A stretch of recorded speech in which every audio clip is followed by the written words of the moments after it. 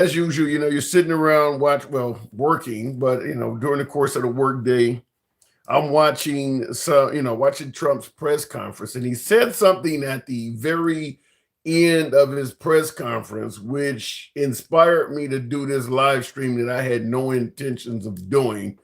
Um, just wow. I'll probably end up playing this clip a couple times, but this is indeed something our commander in chief stated today at the very end of his press conference. So if you saw the press conference, when I talk about the very end, you probably know what I'm about to play here. Okay, so I wasn't expecting that to just queue up, but this is President Trump towards the end of his press conference, and wow, this one is a doozy. This one is a doozy. I'll play it for you folks, you guys, and like I said, we'll end up hearing this more than once, but I want to hear your take on this because you see the live stream. This title is President Trump Showing Signs of Hate. Billions of dollars, and they contribute nothing. The welfare is like 88%. They contribute nothing. I don't want them in our country, I'll be honest with you. Okay? Somebody say, oh, that's not politically correct. I don't care. I don't want them in our country. Their country's no good for a reason. Their country stinks, and we don't want them in our country. I can say that about other countries too. I can say it about other countries too. We don't want them the hell. We have to rebuild our country. You know, our country's at a tipping point. We could go bad. We're at a tipping point. I don't know if people mind me saying that, but I'm saying it. We could go one way or the other, and we're going to go the wrong way if we keep taking in garbage into our country. Ilhan Omar is garbage. She's garbage. Her friends are garbage. These aren't people that work. These aren't people that say, let's go, come on, let's make this place great. These are people that do nothing but complain. They complain. And from where they came from, they got nothing. You know, they came from paradise, and they said, this isn't paradise. But when they come from hell, and they complain, and do nothing but bitch, we don't want them in our country. Let them go back to where they came from and fix it. Thank you very much. A few people were applauding that. That's a pretty strong statement. Now, I missed the first few seconds of it. He started out talking about Somalia. You hear him say Ilhan Omar is garbage. Her friends are garbage. He literally insulted the entire population of the country of Somalia. The entire population says we don't want them in our country. Their country's garbage. Their country stinks. And then he continued on by saying, I could say this about other countries as well. Now, I want you guys to take something in consideration. I'm going to give you a phrase you often hear, predominantly coming from the right. You may hear folks on the left say this, but predominantly you may also hear this. You predominantly hear this from the right. That phrase is, we don't mind immigrants, just come here legally. Does what he said measure up to that? I'm going to submit this to you. He don't want you here whether you're legal or not. So when you listen to the reasons he gave for why he does not want people in this country, those reasons would not change one bit if you come here legally. He does not like you, period. Doesn't matter if you come here legally or illegally. The reasons he gave does not change if your immigration status changes. He does not like a certain group of people. I mean, he made that real clear in the statement. So I'm asking you folks flat out, is President Trump showing signs of hatred?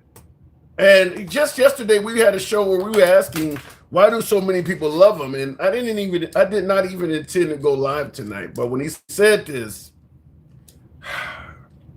it was a jaw-dropping moment that I knew I would have to go live. It was a jaw-dropping moment that I had to come talk to you folks to make sure maybe what I'm hearing is not as bad as it sounds. I just want We'll play it again for a few folks.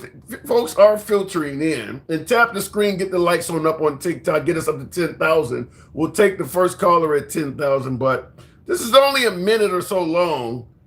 And just for folks who just came in, and there's a couple hundred of you who have joined on other platforms. I do want you to hear this once again, because you see the live stream is titled, "Is President Trump Showing Signs of Hate?"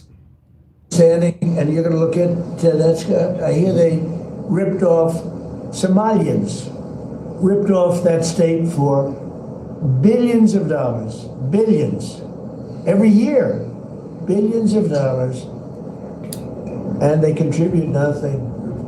The welfare is like 88%. They contribute nothing.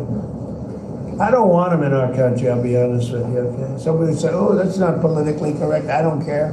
I don't want them in our country. Their country's no good for a reason. Their country stinks, and we don't want them in our country. I could say that about other countries, too.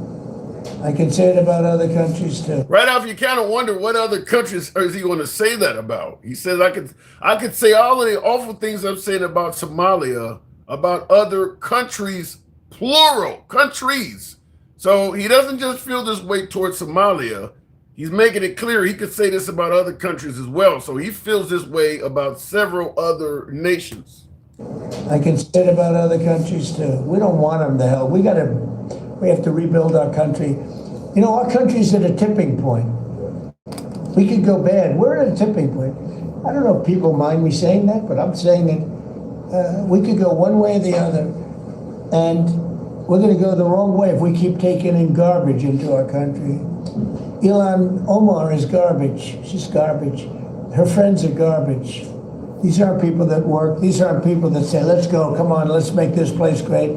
These are people that do nothing but complain. They complain. And from where they came from, they got nothing. You know, they came from paradise, and they said, this isn't paradise. But when they come from hell, and they complain and do nothing but bitch, we don't want them in our country. Let them go back to where they came from and fix it. Couple things here. He's not just talking about preventing new immigrants from coming to the country. He's also talking about kicking the ones that are here out, including those with green cards. That has come up. That they want to reevaluate folks with residency in America. And that could literally spawn off to anything. And I'll give you a reason why I'm saying that. Media post, the president now threatening to ban people from what he has called third world countries. He's vowing to deport anyone who is, quote, incapable of loving our country or non-compatible with Western civilization. On top of that, Trump directed a U.S. immigration agency to conduct a sweeping review of people with green cards from so-called countries of concern. This all comes on the heels of that D.C. shooting on Wednesday that killed one National Guard troop and severely injured another. So if he's saying to reevaluate people with green cards or from countries of concern, you already heard how he said about Somalia. You just heard what he had to say about Somalia. He made it clear he don't want them here. So if you are a Somalian and you came here legally, alter ego, appreciate that. James Harper as well supporting the program. Thank you, gentlemen. If you came here legally, this is why I'm making it clear. The whole conversation of we don't hate immigrants, just come here legally. Trump is making that fall apart like a house of cards because it's clear they're going to start targeting people that came here legally. Not only came here legally, but went through the whole process and actually obtained residency. Getting a green card takes a while. That can take years. So we're going to go all the way up to the people that have come here legally, paid all of the money, went through all of the background checks, medical checks and all of that to get a green card and even potentially put some of them out. And last but not least, before we start taking callers, what he is saying is being followed up by the Secretary of Homeland Security, Christian Holmes. Like I said, I was not going to do a live today, but this sounds like flat out hate, folks. Security Secretary Kristi Noem announced she's pursuing an expanded travel ban for people from a wide swath of countries. In a post to X, she said she just met with President Trump and is recommending a full ban on countries she says are flooding the U.S. with, quote, killers, leeches, and entitlement junkies. She did not specify which. Okay, I want to read this here for you folks that cannot see this. This is what Kristi Noem posted on social media. This came in yesterday afternoon, early yesterday evening. She says, I just met with the president. I am recommending a full travel ban on every damn country that's been flooding our nation with killers, leeches, and entitlement junkies, whatever the hell that is. Our forefathers built this nation on blood, sweat, and unyielding love of freedom. If you know how the country was created, you would understand why I'm laughing. But he says, our forefathers built this nation on blood, sweat, and the unyielding love of freedom, not for foreign invaders to slaughter our heroes, suck dry our hard-earned tax dollars, or snatch the benefits owed to Americans. We don't want them, not one. So pretty clear, this has nothing to do from this point on. Anyone you hear, let no one tell you from this day forward that it's not about hating illegals, it's just come here legally. They're making it as clear as day that coming here legally doesn't mean a damn thing to them. They don't like these people. They want them out, legal or not. So this whole get in line and do it the right way, it's a farce. It's a farce. Just come out and I see in the comments there are some folks like I think Richmond says I support it. Fair enough. You can support hate. I mean, we've always had people in the country that supported hate. That's nothing unusual, but call it out for what it is. This is no longer about getting rid of illegal immigrants. This is about getting rid of immigrants, period. Getting rid of people you don't like. This is as clear as day. Every damn country that's been flooding our nation with killers, leeches, and entitlement junkies. Now, obviously, they want to get rid of entitlements for immigrants. So if you're an immigrant, you no longer can get anything, health care, any type of SNAP, any of that stuff. And that's probably going to go well into the green card holders as well. So let's say you came here on a work visa, a few years, a decade ago, whatever the case may be. You had a job, you were sponsored. You ended up going through immigration, getting a green card, and you're now allowed to stay here as a resident. Maybe you lost that job but decided to stay. You're unemployed, maybe getting SNAP or something. That ends. They want you to qualify for nothing.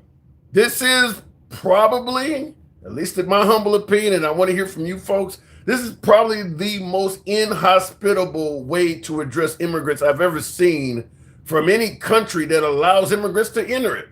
Most countries that talk like this, you can't go to.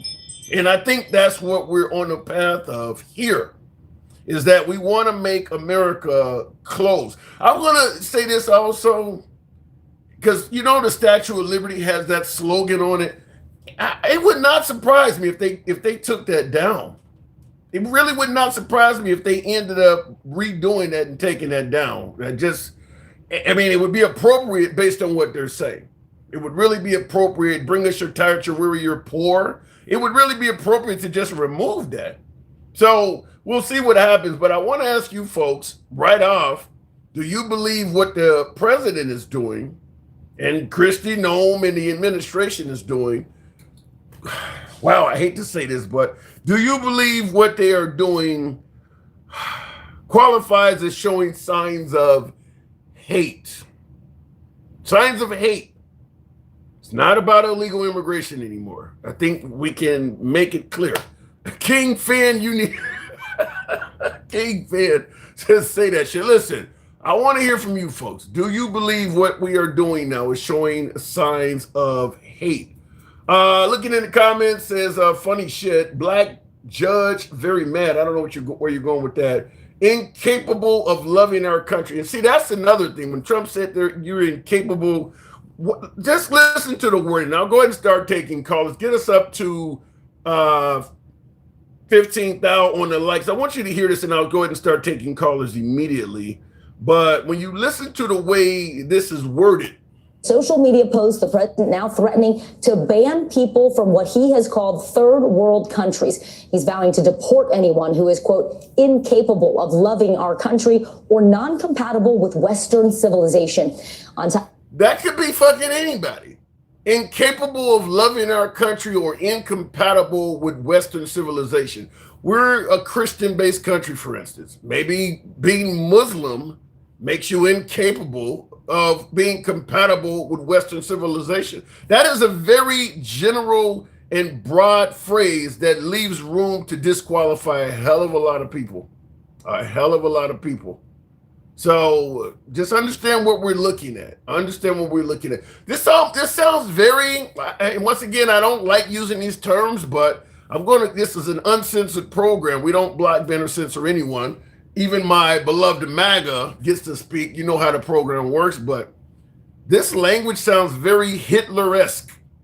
I mean, it just sounds like you're coming up with reasons not to like people. Whole groups of people at a time. Because he says the Somalians contribute nothing. Every Somalian in Minnesota is not on welfare. They got jobs and everything. I mean, I believe there are town mayors and everything that are of Somalian descent. So he's making it sound like they're just all here mooching off the system, causing harm to America. So anyway, let's go ahead and get into the program. Where is JD's wife from? I think she's from India. I think you're asking me where is Vice President Vance's wife from? I think she's from India. They're called Somali or Somalis, not Somalians. Okay, thank you. So you're saying they're called Somalis. All right, fair enough. If you're incapable of agreeing with him, yeah, well, especially African countries, yet he will welcome South Africa. I don't believe he will welcome certain South Africans. Maybe the Afrikaners, but I don't even think that's all that way. Looking in the comments, the Republican candidate for governor in Minnesota doesn't align with Trump's statement. I think there's a whole lot of Americans, even on the right, that don't align with what he said here, but nevertheless, he did say it. Hoodlum. Good afternoon. Welcome to the program, Hoodlum. So tell me this isn't about hate. It's not. I think that you have to look at, we're a country of immigrants, but when my great-grandparents came over here, they had to get a sponsor, and they had to not be going on any type of assistance, right? I think it was the Franklin Act, right, 1924. And so I think that when people come over here, it's not the same. We already had family member here, and so the families sponsored the people coming over here, and they didn't get any assistance. They didn't get any welfare. So how do you if you're a refugee, for instance, like what's going on in Ukraine, a lot of them folks flee in war. They're not going to come with income. So are we now shutting America down permanently to anybody that's a refugee because we don't give you any assistance when you get here? Well, let me just say this. If you bring third world into this country, you're going to end up as a third world. That's just the way that it works. You look at the UK right now, you look at Europe right now, Germany right now, they're being invaded. Yeah, but you didn't answer the question I asked. Are we shutting America down now for refugees? Oh yeah, no more refugees. Absolutely not. If you look at Agenda 2030 with the UN, there is a concerted effort and a plan afoot by the World Economic Forum to have immigration of third world countries into first world countries around the world. This isn't isolated to America. It's just that Europe doesn't have a Donald Trump to fight for their country. The UK is being taken over from within, and that is exactly what it would have been happening if we would have had the likes of Harris and that Miss Clinton. We, thanks to Donald Trump, are 8 years put the World Economic Forum and the UN 8 years behind schedule. And thank God for Donald Trump, because without him, this country, you think it's a mess right now? it would be in absolute shambles. If So these then individuals you were to do get realize if we go into Venezuela to topple Maduro and there's fighting going on in that country, we're going to be creating refugees. Venezuelans are going to be fleeing that country because they're trying to. We have no responsibilities to any country, to any immigrant, to any person. This is the land of honey. Then, but wait. If you don't want them in your country, why are we in theirs? Well, maybe we should look at the governance that is happening, the narco state that's happening, the fact that the country has been taken over by cartels. And you know what? Let's make America great again. Let's make Venezuela great again. Wait a minute. Here's where you're confusing me. If you do not want people in your country because they're third world or they're, as you say, Germany's is starting to turn into a third world country, why are you going into other countries determining what they can turn into? You don't want them doing it to your country, but it's okay to do it to theirs?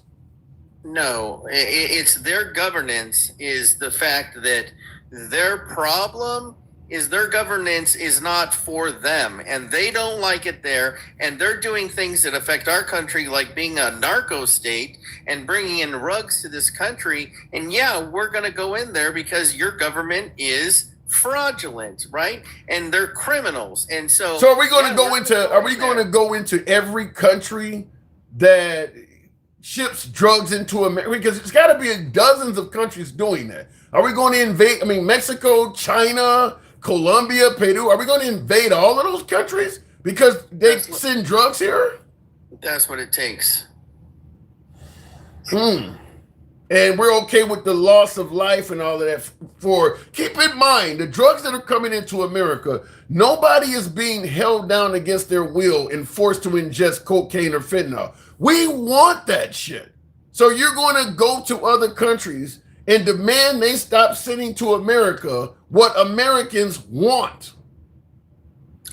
I don't think that a person that is addicted to F drug wants to be in that position. It's a have to at that point. And I would argue that with enforcement comes treatment as well. I think that you're going to see something from the Trump administration giving some type of general benefit for people to have the opportunity to get into to treatment.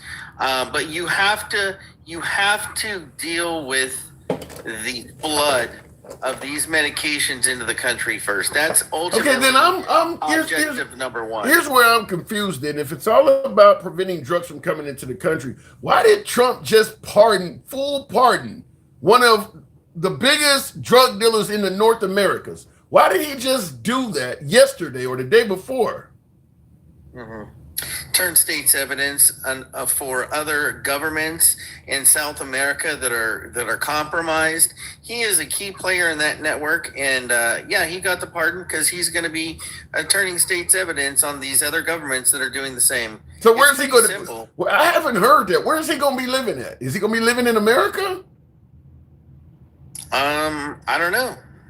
I haven't heard. Where have you heard that he's going to turn states evidence? Where are you getting that from? Well, it's common sense. No, it's not. No, it's not. I mean, Ghislaine Maxwell is in minimum security. I haven't heard that she's going to be state's evidence. He greatly improved her life as well. Is she state's evidence too? That's the reason why you saw all kinds of activity and government raids about drugs and about trafficking and about rescuing these children. Like, all of that happened after Todd Blanche's interview with her. See, here's the thing. Like, we have to think about these issues from the 1,000-foot perspective. Everyone just wants to, get all dirty in the noise, right? And talk about the surface level, this and that. Like, we're at 1,000 feet. We're like 18 moves ahead of the narrative of the news media. It's common sense. Why would you pardon somebody that level? Well, wait a minute. Well, you're saying is common sense. There are so many things that the Trump administration is doing that people refer to as unprecedented. I don't think you can just automatically assume anything is about common sense. If you don't have evidence or they don't tell you this is what's going on, you can't just attribute stuff based on what is common sense. Because remember, Hegseth denied the double tap took place just a few days ago. Now he's calling the guy who done it a hero. He went from saying it didn't happen to now claiming the guy that did it as a hero. There's no common sense in that whatsoever. Actually, that's just the noise that I'm referring to. Like, do you not remember that we boomed a wedding in Afghanistan for the leaders of the Did we televise it? Yeah, we actually got to watch a video of it. You don't remember these things? I don't remember seeing these are the things that Americans don't seem to remember has happened in previous administrations.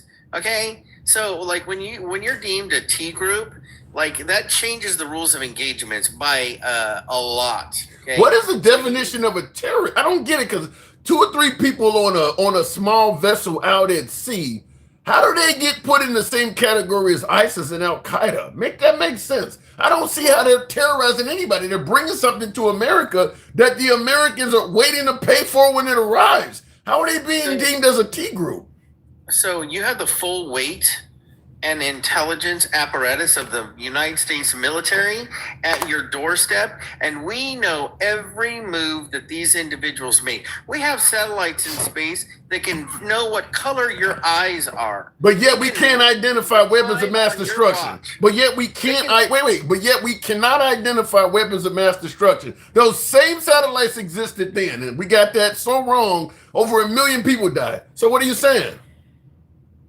I think that you're bringing up that point is obfuscating the fact that we have technology that is being used. We have the intelligence, but the American people have never been given the type of intelligence that you're asking for, and you're not going to get it. You might get it in a decade, but it ain't going to be today. Well, I get that certain things are confidential. And in fact, in my opinion, I think your point would be far stronger if Trump did not put photo, or better yet, video after video of these people being blown up in these boats on television and declassified. He could have just as well said, we stopped some narcos from entering America. You don't need to show them dying. That's where people are asking all the questions, because what they're seeing doesn't measure up to what they're being told. But they didn't need to see that. He only put those videos on TV to brag about it. So he kind of made his own mess. He didn't have to show that to people. Once you see the size of the boat and all that, like, this doesn't measure what he's saying. He didn't have to show you. I think that it's more of a message. And the message is, just like Donald Trump said when he was asked about the boats, he said, well, they decided to get on that boat, and we know what those boats are doing, and they're dead now. What is the message, though? Dead. And the message is that the United States is no longer going to be playing by the same set of rules. We have designated Trinidad Aragua as a T group. We named just here last week another cartel a T group. And if you think that we don't have operations in Mexico and Peru and Colombia going right now, you would be lying to yourself, because we do.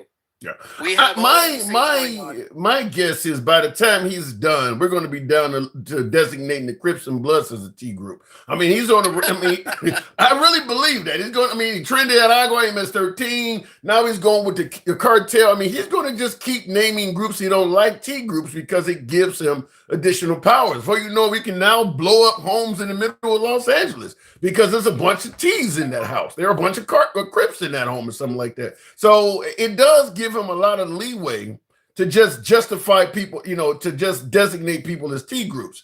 I don't see how these people in this boat are terrorizing anyone. I really don't. I mean, like I said, they're bringing products to this country that Americans want to buy. People are waiting for that shit. So I don't see how they're being designated as, committing acts of terror whatsoever.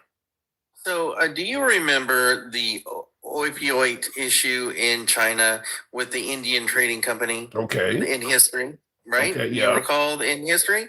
And the government was overthrown, and the new government kicked out the Indian Trading Company, kicked out the British, and said, don't come back.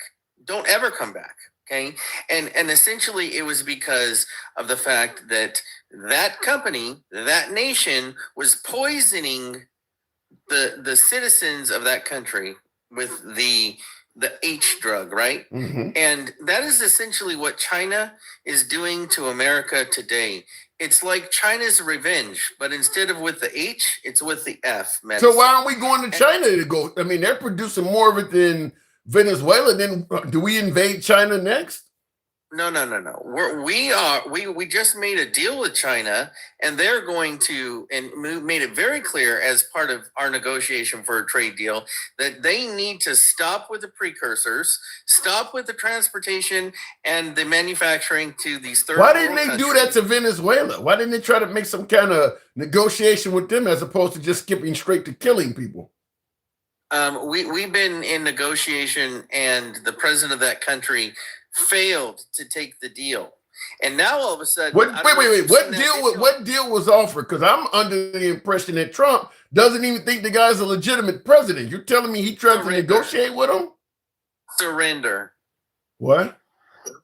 Surrender or else. We don't negotiate. That's not a with deal. That's not a deal. In other words, let us take you over, or we're going to kill He just you. surrendered. You didn't see the video? He That's- surrendered. And you know what? He was trying to escape to Cuba, and that's exactly why Donald Trump closed the airspace. You said Maduro surrendered. Yes, he did. So There's a where is he video at on now? TikTok right now. So where is he at now? I would imagine he's working out a deal with the United States government because he is going, unalived or not. I have He's not. going. So who's in charge in Venezuela? Is it us? I haven't heard this. Well, I'm going to tell you, you can't have a narco state that's working with countries like Colombia, Peru, and others that are effectually a narco state. Was That's it in not the? gonna be I understand what you're saying. Was there some kind of official press release? Where have you heard that Maduro surrendered to America? Yeah, he made a video. He said that he surrenders and he wants peace. He doesn't want war. Maduro himself made a video surrendering. Correct. And what was America's response? It hasn't been publicly responded to.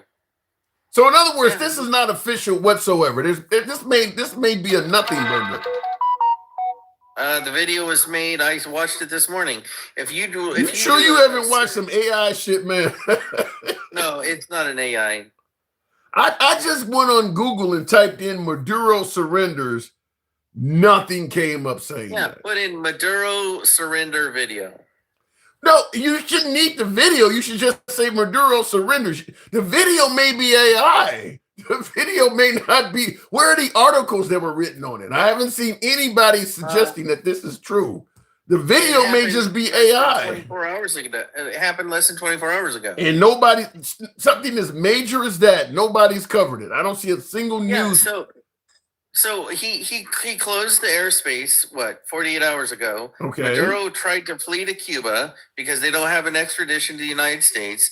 We blocked the plane that was supposed to pick him up because we closed the airspace, and he realized that there was no Didn't count. escape. So he surrendered. Okay, well, I know Trump talked about closing the airspace, and I think the world is listening to that. But I think your statement about Maduro surrendering is flat out false. That didn't happen. I don't know what kind of video you've seen, but clearly nobody's covering it in the media, so that is not authentic. Fox News hasn't covered it. I haven't seen anybody cover that. So if Maduro just made a video, Trump held a 2-hour press conference today. He would have absolutely said something about that if that was valid. He didn't even say nothing about it. So that surrender video, you can file that under the category of trash. That's not so. But you're okay with banning all third world countries? Absolutely. Wow. Like I said, there is a concerted effort to bring third world refugees into first world countries, and it's not to make first world countries better. I'm going to tell you that much right now. Do you think any third world countries may have gotten that way due to American or Western exploitation and interference? No, I'm not into this apologist. I'm asking a question. I'm not asking you to apologize. I'm asking a question. Do you think it's possible that any of these third world countries may have gotten in such despair due to Western or American influence? It's just a question. You don't have to apologize at all. These countries are as shitholes because their government is corrupt. Let's just be honest about it. No, Okay? any chance their government was corrupted by America? For instance, if we get rid of Maduro and we put in one of our own Western-friendly leaders, if that country remains impoverished, we're talking about Venezuela, how is that not America's fault? Look, I'm going to tell you right now. Who's responsible for making America great? Is it another country? No, Or is it our responsibility, right? it's our responsibility. Unless another nation, if another nation of more military might, Everything- hang on, I'll give you time to respond. If another more powerful nation took over our country, installed leaders that were friendlier to their country, maybe America would not have the ability to make itself great if somebody else is stronger and interfering with our politics. You got last word on you. Go ahead. Well, that's already happened. It was called the Revolution of the America, which created this country that we have today. And I would argue that if Venezuela wants to be great, then they need to overthrow their oppressors just like we did, right? Like America is great because we didn't put up with our handlers, the English crown, right? And neither do they. And same thing what's happening right now with the millennials in Mexico rising up to fight the cartel. Let's make the citizens of Mexico ensure that Mexico is great again, because nobody's coming to save them.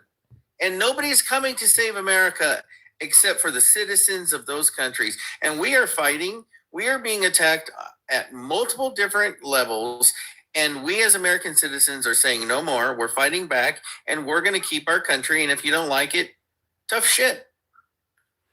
All right. Appreciate you coming in, Hoodlum. We talked before, have we not?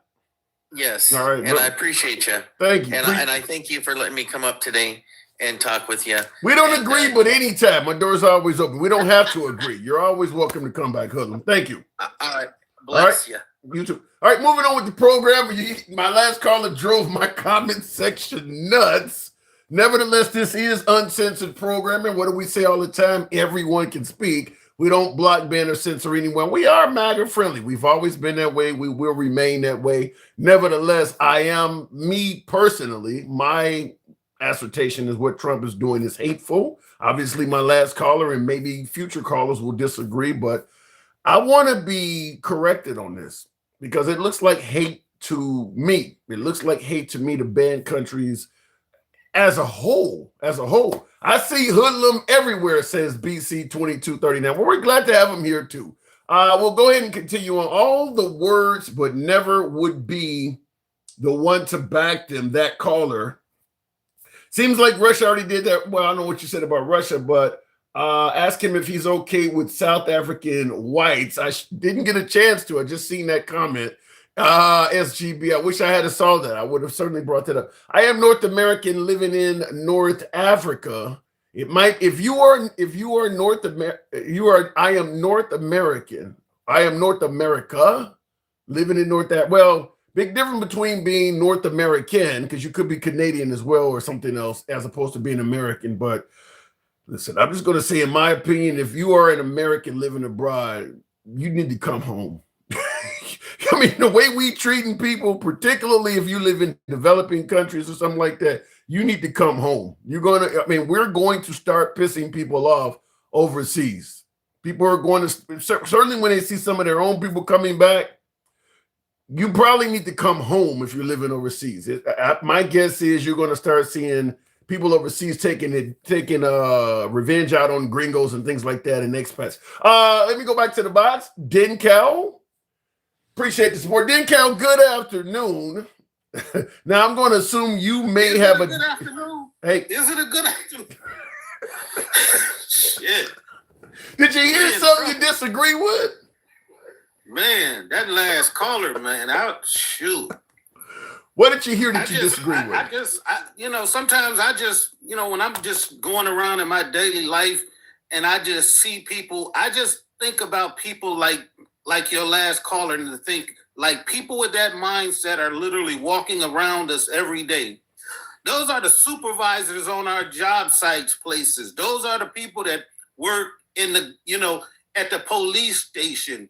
They're judges. Their fathers are judges, and they're Congress people. And this is the way they think about others in this country.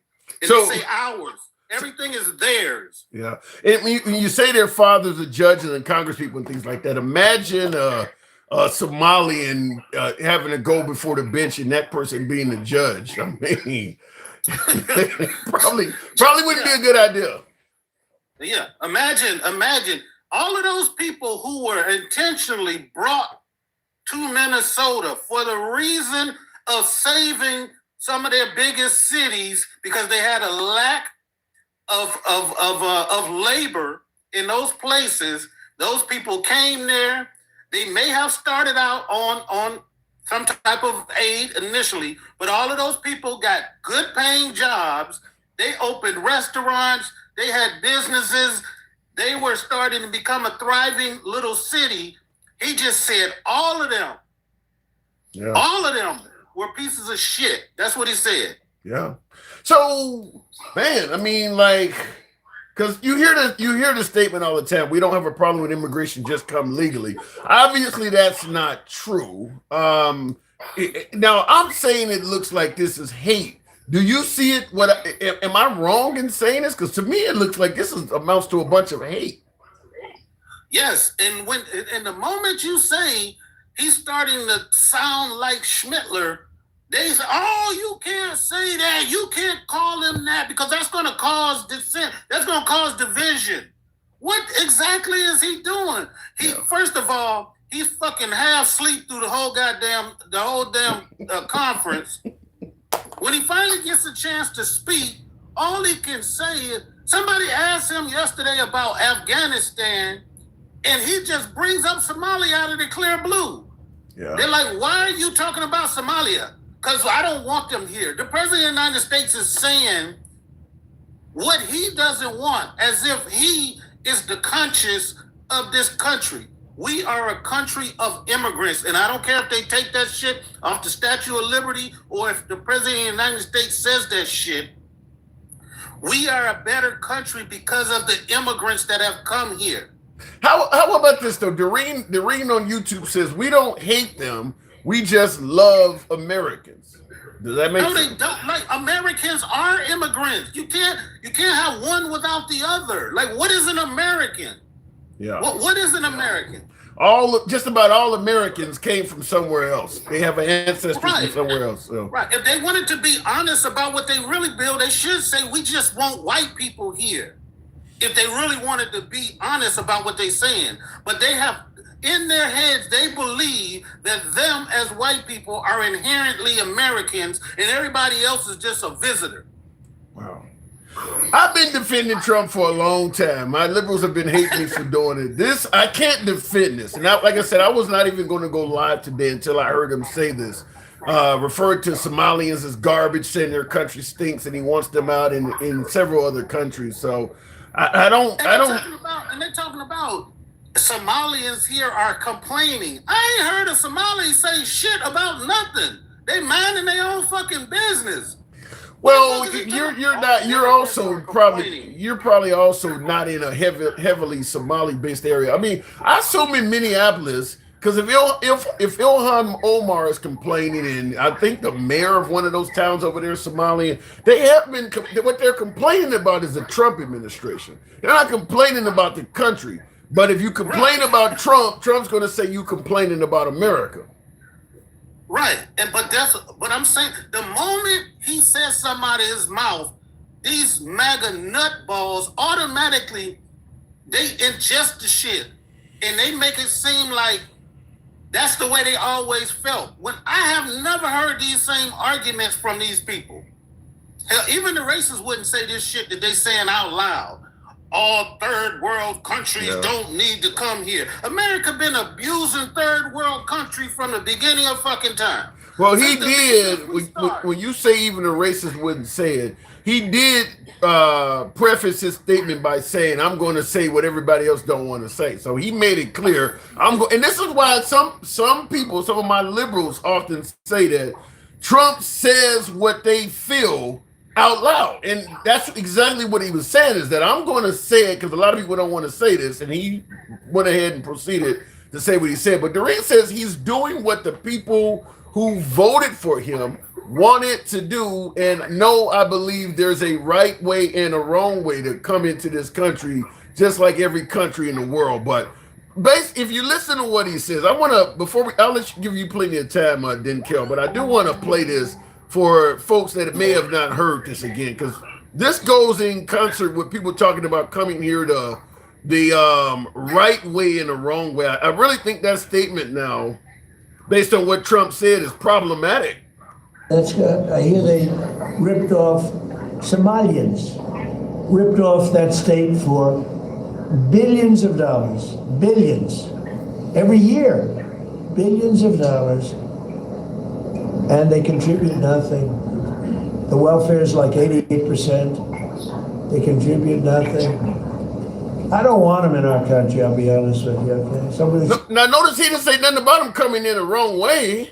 He has complaints. He says their country stinks and things like that. Has nothing to do with how they, even if you come here legally, everything he is saying, he's still going to believe it. Coming here legally versus illegally is not going to change anything he's complaining about. So you can't come here the right way and escape how he feels. Do you not see that as well, Denkel? Look, I see it all. I see all of the contradictions, all of the hypocrisy. He's talking about people ripping us off when he's damn pardoned. I could go through and list all of the billionaires that he has pardoned who have ripped off the country of billions and billions of dollars that he has just said, you get out of prison because I think Biden, was mistreated you. Like there's no way we can have this conversation. I told you this yesterday. Like when you're having a conversation with somebody or you want to have a debate, you have to both come from an understanding of what's reality and what's not. Just because he gets up there and says, hey, these people, and when he says these people are murdering and killing, one dude from Afghanistan that was trained by our CIA and was helping save American lives, and a traitor basically to his own country for all of those years, came over here fucked up in the head from PTSD and who knows what, and he goes crazy. Now we saying Afghans? Just like I told you the other day, when the two white guys gonna go to Haiti and kill all of the black men and rape all of the women, nobody says, well, white men, you know what I'm saying? Well, white men, they a hazard to our country. I can open up and show you about 15 to 20 dang on sexual assault, great cases and all of that shit that have been committed in America in the last week. Yeah. And nobody says, well, look at the white guys. What's going on with them? Who raised them? I think it's pretty clear at this point that what this Afghan national did by shooting those two National Guardsmen, they decided that is the perfect time to use what happened as a reason to basically exercise the agenda they already wanted to do. They already had, because they already got the countries written down that they want to block off whatever. Like nobody ever. When in American history have we said other countries are doing bad, so fuck them? So fuck them. Wow. And the crazy thing is most of the folks that are favoring what Trump did identifies as God-fearing Christians. That doesn't make sense to me. That does not make sense. You're gonna turn down the poorest people on earth while calling yourself. This is one of the reasons why I say all the time, I'm not a big fan of Christianity anymore, because I just see so much heinous, horrible stuff from Christians. These are the people that call themselves Christian.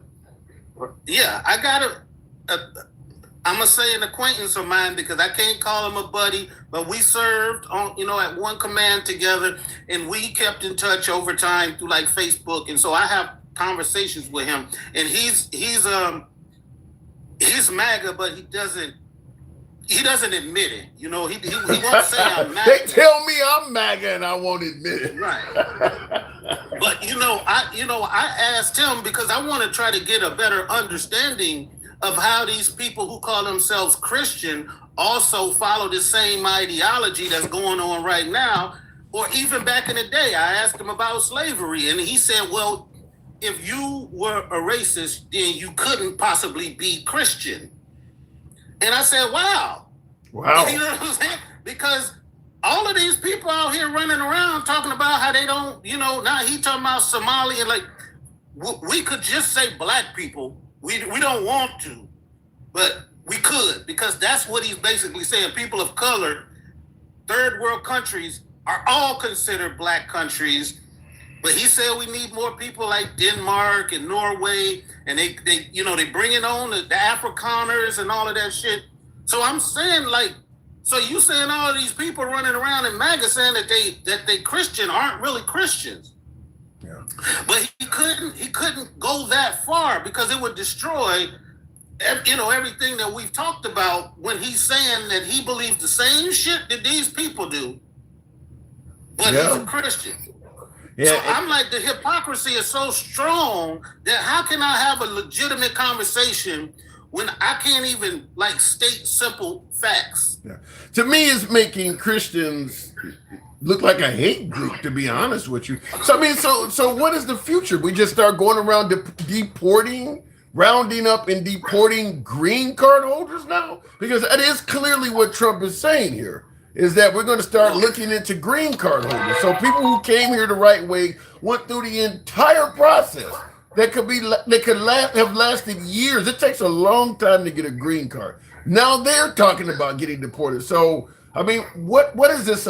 Just a reshaping of America entirely? Well, I know it's an attempt.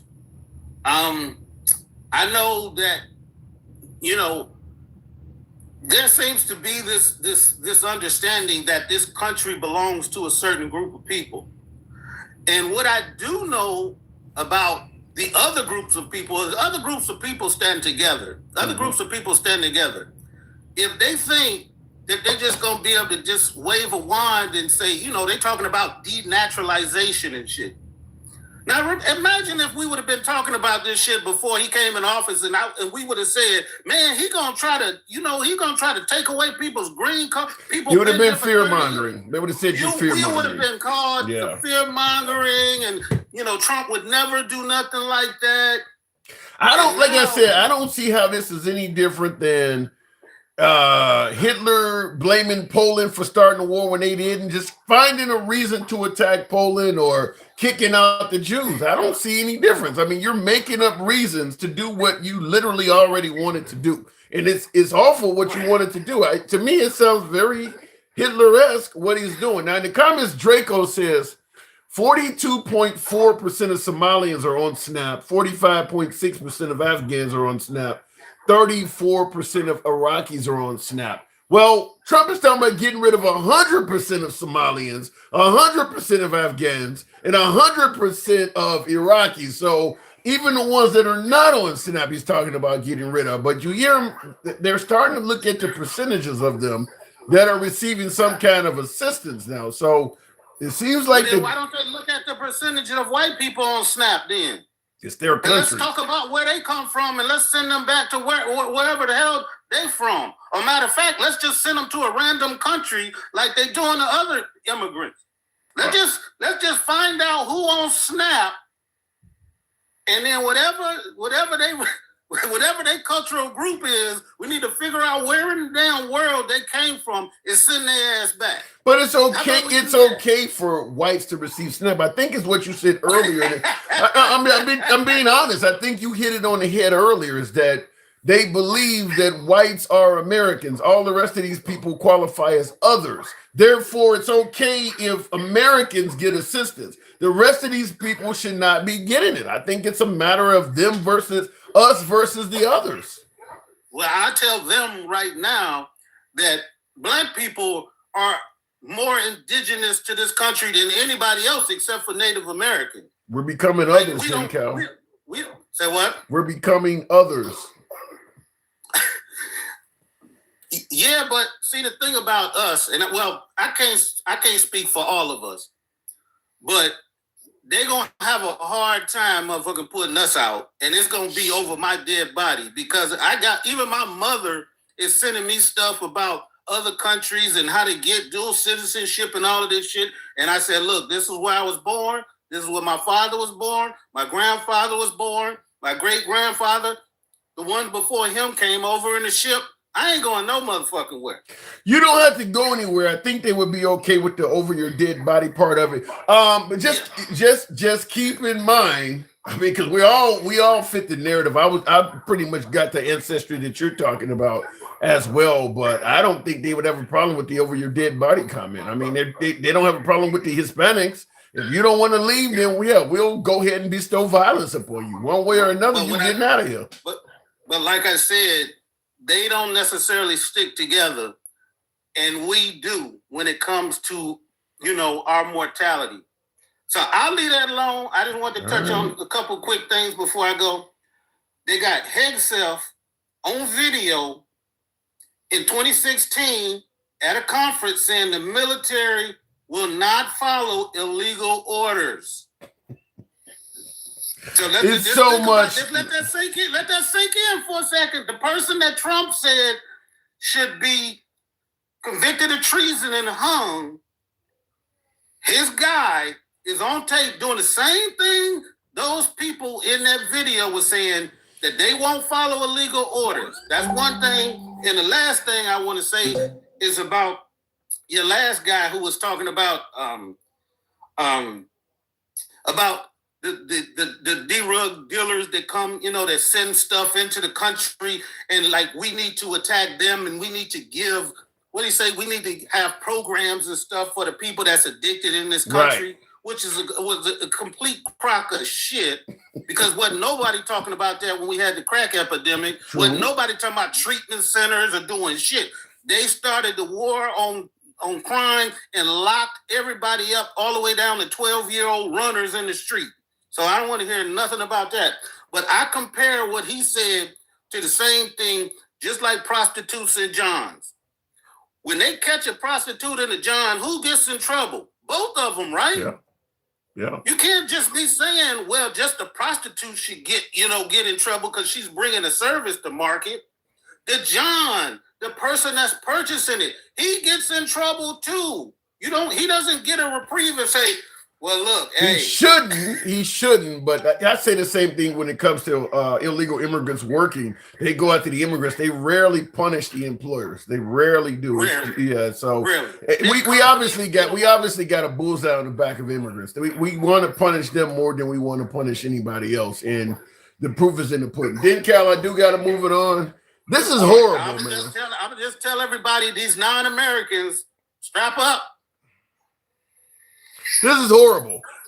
3 more years. I got to go. All right. By the way, tap the screen, folks. Get the likes on up to, we can make 55, but at 60,000. Tap the screen. There's enough for you guys in here. Show the program some love. Let your thumbs not be lazy. In the comments real quick, what does this say? We have taken in the world's losers, says Robert Kennedy.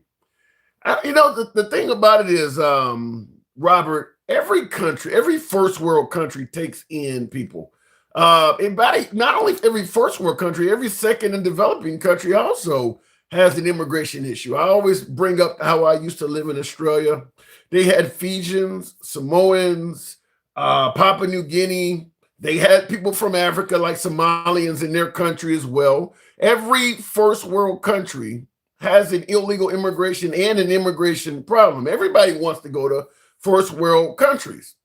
But most of the third world countries we talk about, they have American or Western influence in their country. Some of the poorest countries on earth have resources that have been exploited by westernized countries.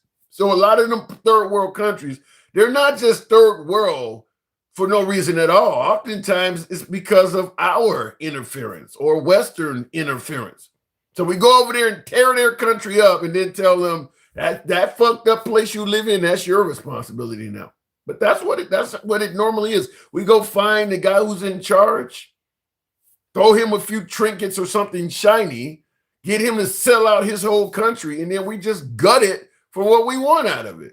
And then when the people that are powerless in that country ask for help, we tell them to fuck off. Good old Christian mentality.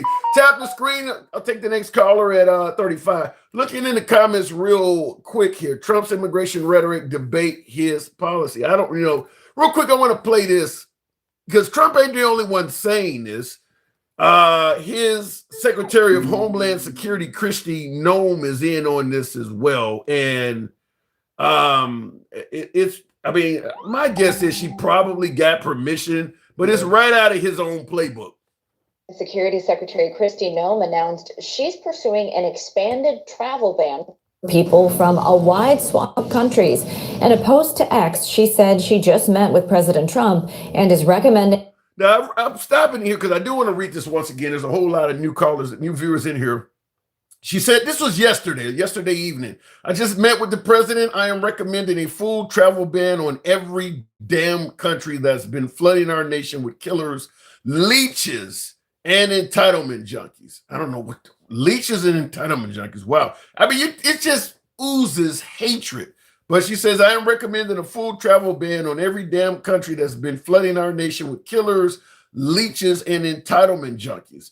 Our forefathers built this nation on blood, sweat, and unyielding love of freedom, not for foreign invaders to slaughter our heroes, suck dry our hard-earned tax dollars, or snatch the benefits owed to Americans. We don't want them, not one.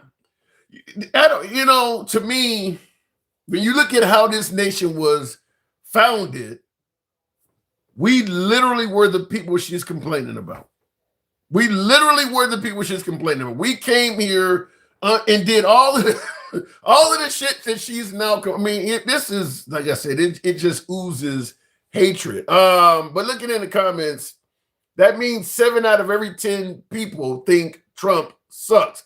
Well, Trump's poll numbers are very low. This what they're doing now, banning all third world countries, because there's a whole lot of people in America that can legally vote that are descendants of you're attacking a whole bunch of countries simultaneously now.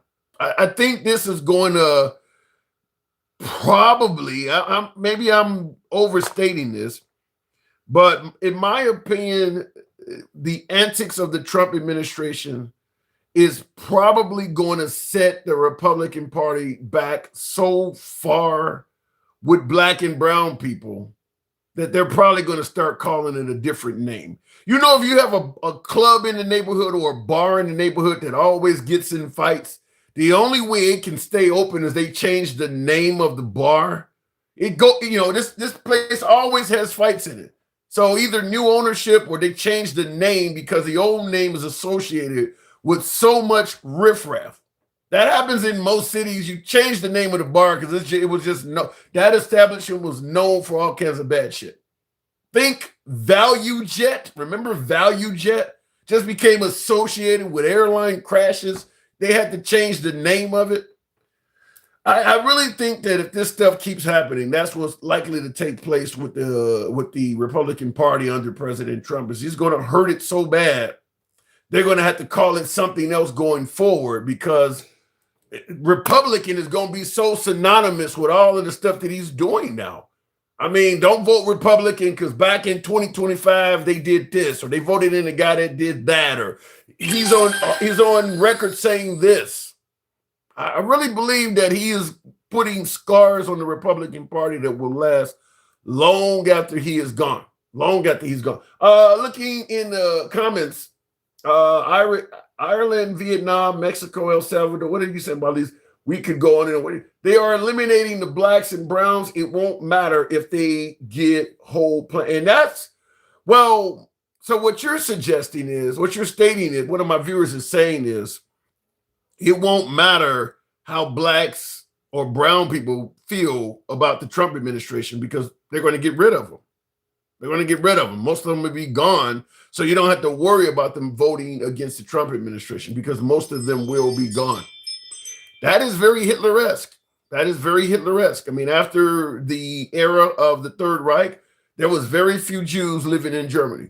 And as very few Jews have continued living in Germany since that era. There was a lot of Jews in Germany before the Third Reich took power. That could happen if we keep doing this. Whereas after the Trump administration, significantly less minorities or people of color live in the United States. Just make it so inhospitable towards them that people flee. That's what happened with the Jewish community. Just make it so inhospitable that people flee out of fear. And I see in the comments, Emma says that's BS. Well, I'm just telling you, he's banning all third world countries. I mean, some of the stuff he is saying is certainly not sounding very loving and hospitable. And listen, like I'll go to the next caller, but like my last caller said, if anyone on the left had predicted most of the stuff that Trump is doing now, they would have been referred to as a liberal fearmonger. If you vote Trump in, he's going to kick everybody in the country from third world people out. If you vote Trump in, he's going to even start going at the green card holders. It ain't just going to be about illegal immigration. He's going to be going at the green. You would have been called a liberal fearmonger for most of this stuff. But it is actually happening now. And I'll tell you one thing, the more we keep talking about it, talking about what may happen, the next step and the next step and the next step, the right still says all of that stuff is fear-mongering. But then when it happens, they change from fear-mongering to that's what we voted for. Keep that in mind. Let me go back to the box. We'll go to the next caller, which is James Harper. Good afternoon. Welcome to the show. I think I hit something else here. Wait a minute. I'll go back. You must have the emptiest life in the world. Blah, blah, blah. The hate that comes out of your mouth, says Looking Horse. Looking Horse, I appreciate you tuning in. My life's not empty, Looking Horse, because you're here with me. You make my life whole. You complete the non-racist half of me. I need that in my life. Thank you, Looking Horse. Let me go back to the box. My last caller did not come up. We'll move it on to Mike. Good evening, Mike. I don't know why y'all worried about Trump. He's almost 80 and all he eats is red meat and Coke. He won't be around much longer. Well, it doesn't matter if, listen, there are people who have been morally wounded, took a round to the chest and still got off a shot that hurt somebody. He's not dead yet. So it doesn't matter that he's 80. He is still a significant power. Mike, good evening. What's up, Tim? I don't know, man. I'm not happy. I see the racists are out today. Can I fact check and correct some bullshit today? Now, first of all, Tim, you got to let me go because I'm sick of these motherfuckers. Everything that Hoodlum said is exactly what I was telling your ass yesterday. These racist, bigot motherfuckers want this cruelty. They haven't provided any source of showing any level of humanity. None of them. Let me fact check some shit real quick. First of all, that video that Hoodlum was talking about, by the way, Hoodlum's always wrong. That video he put up was AI. Yeah. That video he put up was AI. The funny part about it, not only was it AI, Mondura did put a video out. And the video is him standing firm on his position that he ain't going no fucking where. Now, I know you tried to Google that other video, but if you Google what I just said, you'll see 6 or 7 different outlets showing the video where he's standing firm that he's not going any fucking where. I mean, listen, if Maduro... A full ban on countries she says are flooding the U.S. with, quote... If Maduro surrenders, he faces incarceration. Why would he surrender? He has nothing to gain by surrendering to America. He could be incarcerated or anything. I understand. A lot of your viewers understand, but these racists, and I'm watching the comments, they're just repeating this shit as if it's fact. Another thing that one of your viewers said in the comments, Somalians and immigrants are not 42% of SNAP benefits. Ain't it even fucking close? It's white U.S.-born citizens that get the majority. No. I don't think that's what he meant. I think he meant that 42% of Somalians receive. I know. That's Bullshit. All immigrants combined are 10 and 11% total. Wait a minute. I still don't think you understand what I'm saying. If there are 10, what he's saying, if there's 10,000 Somalians in Minnesota, 42% of that 10,000 are receiving SNAP, is what he's saying. These people are full of shit. But and here's the thing, Tim. If you Google that right now, you're going to get an immediate fact check that says this has widely been debunked. Widely been debunked. This is the problem with this propaganda bullshit. They love to say, just recite this shit because it makes them feel better about themselves. It makes them feel like they somehow feel good about their racism and hatred. I'll tell you something. There must be a lot of people that believe they're on welfare, receiving SNAP or something like that, because I just simply got on Google and typed in the words, what percent of Somalis? And Google was offering to finish off in Minnesota are on welfare. So Google knew I was about to ask about Somalis on welfare. That's how many people must be typing that in right now. Yes, because when he says it, a lot of them just go, well, he said it, so it's true. The cult members. Some people go to look it up and realize, but a lot of them know it and won't say shit, Tim. See, this goes back to the inception of this country. There were people that did harm and there were people that stood by and watched it. It's the same fucking thing. We're no different. Listen, when Hoodlum was talking about the cartels, the U.S. government created all of them fucking cartels. Every last one of them, the U.S. government created them motherfuckers. Now we want to demonize something we created. Every country he called a third world country was colonized by white folks. They tore it up, they took the resources and left them, and they want to call them pieces of shit. Think about what I just said. Yeah, but I got to tell you something. While we're talking, I haven't seen anything that disputes 42% or whatever Somalians are on welfare. I haven't seen. I mean, it's looking like that may actually be true there, Mike. I'm not seeing anything that's disputing that. I'm actually Googling it while you're talking, and it does suggest that it's one in the U.S. One report doesn't tell you what to report. 42.4% of recipients. That's an AI. But I'm looking through it. I don't see anything that's saying like Snopes fact check or any of that. I literally just had it. Hold on, I'm gonna go back. But go. Let's keep talking about this. Yeah, the culture care connection. I don't know what that is, but it says it has somebody. It says 34% of Somalis in Minnesota do not have a high school diploma. I mean, I don't know. I think it might be accurate. It may actually be accurate. It is. Hold on. Let me find it. I haven't seen anything that's suggesting that statement that caller made or that viewer in the comments made was inaccurate. I mean, I still don't think it's a reason to hate on them, though. I mean, if you're coming from a third world country, it is going to take time to assimilate and get a job in America. I mean, you can't. What we're doing now is starting to demand that all immigrants that come to this country be financially capable of hitting the ground running. So that would eliminate asylum seekers and refugees completely, because they're not going to have those resources. You got to already have. I mean, that would pretty much narrow it down to nothing but first world, probably mostly white people. Yeah, so I'm listening to you. I actually got it right here. So hold on. Let me bring. So let me tell you what they're reading, Tim. Let me tell you what these idiots. I'm going to show you, because I like to do my shit. This is the numbers and the shit that they've been looking at. This is something that somebody put out there, and that's why they're going, who's getting their EBT? You see this? Yeah. You see this? By ethnicity. Well, the Afghanis left a war zone. I mean, they only left the war zone a few years ago. It should be expected that most of them are getting assistance. You expected an Afghani to come to America with his own money? It says U.S. households, Tim. Not just the percentage of U.S. households receiving SNAP benefits. That's just all people. They're trying to say percentage of U.S. households. These people are getting this many benefits, right? But when you go look at the numbers, it's not even close.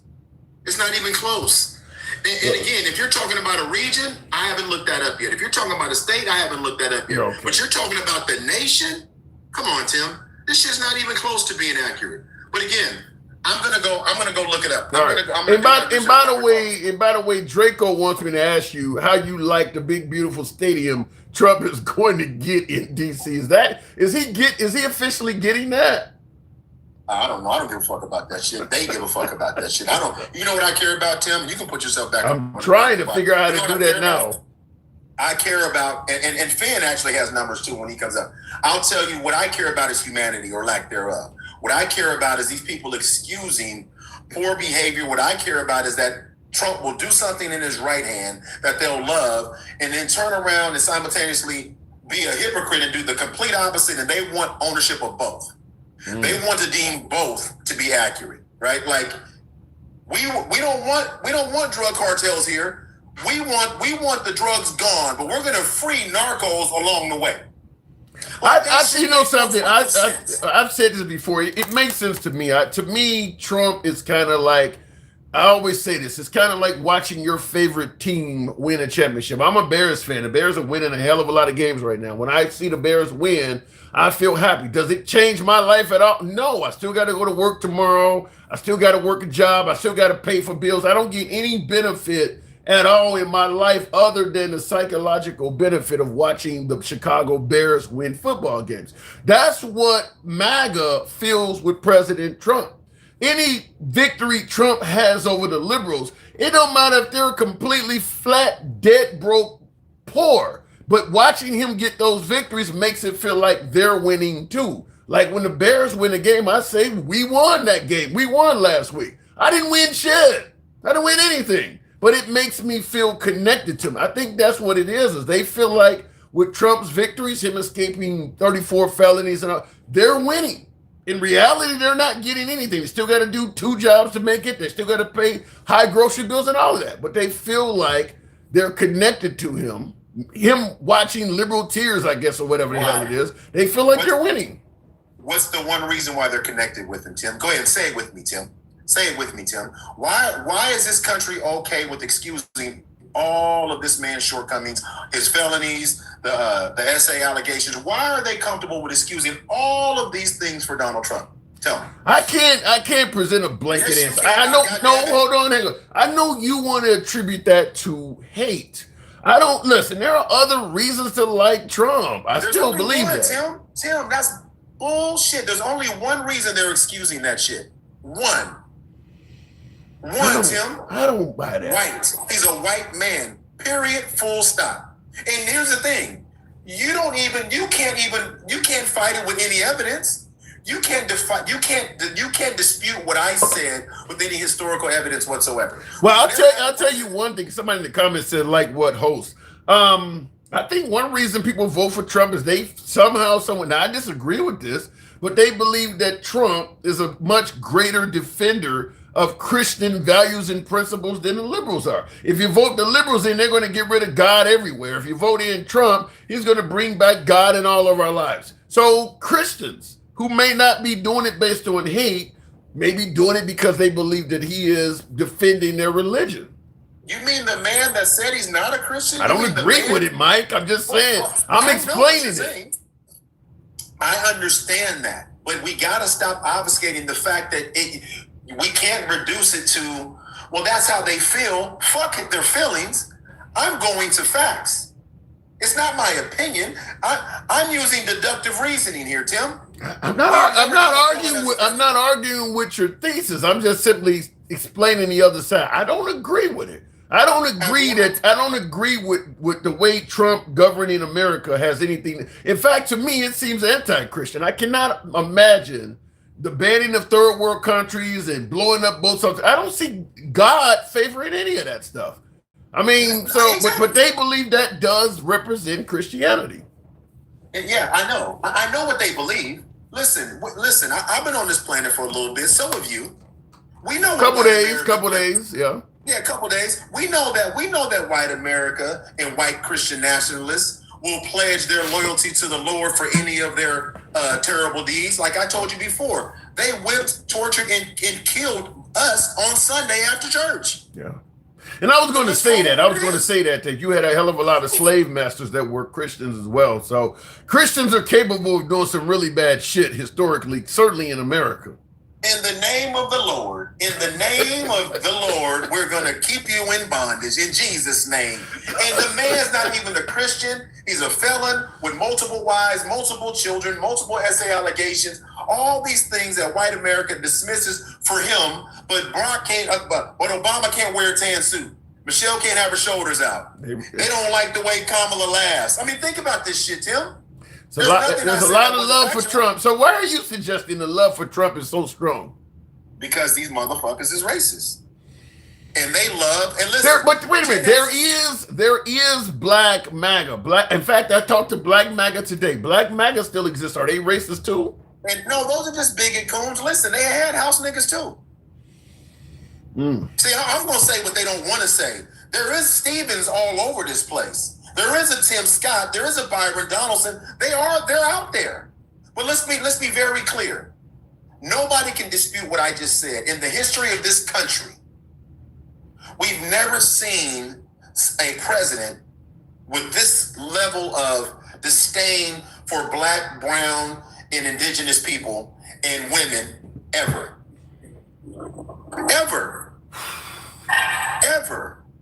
We've never seen it. I know you're shaking your head, Tim, and you called me fear-mongering when we first met. Tell your audience of 298 people how much of this shit I've been right about since we met, Tim. Quite a bit of the things you say I have disagreed with or thought you were going overboard have come true. Yes. Yes. And so I'm not going to stop now. Why the fuck would I stop now? The bottom line is this.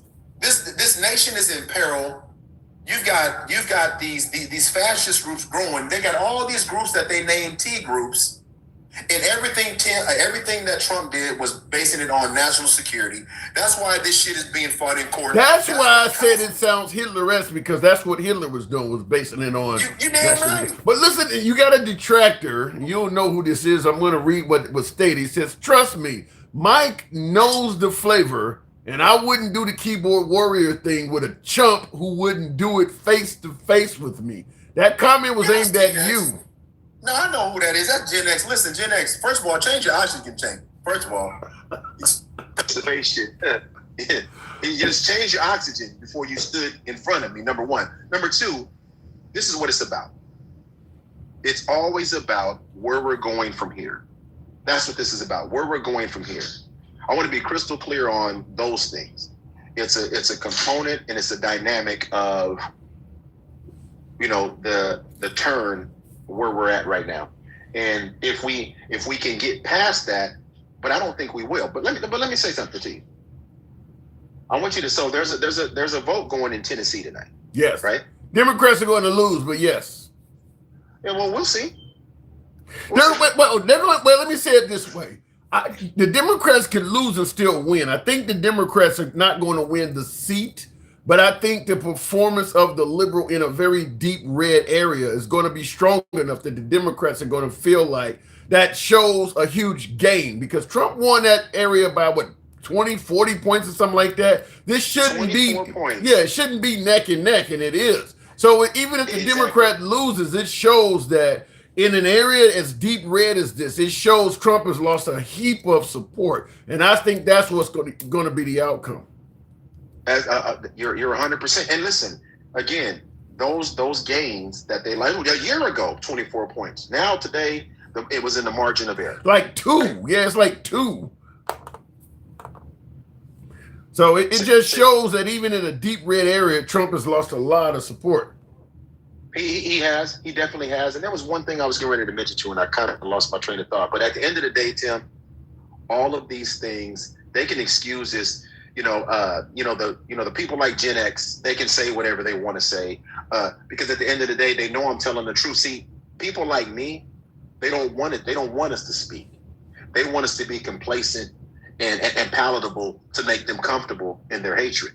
Well, that's not going to happen. I'm not going to do that, because when I come on here, I'm doing the research. I'm paying attention. I'm reading their plans. These motherfuckers ain't read a book from cover to cover since they left high school. Bro, you got Trump as the professor. You don't need to read the book. He's kind of doing it for you. Yeah, well, and again, the more they sit back and they allow these unlawful orders. Now, see, it's so funny.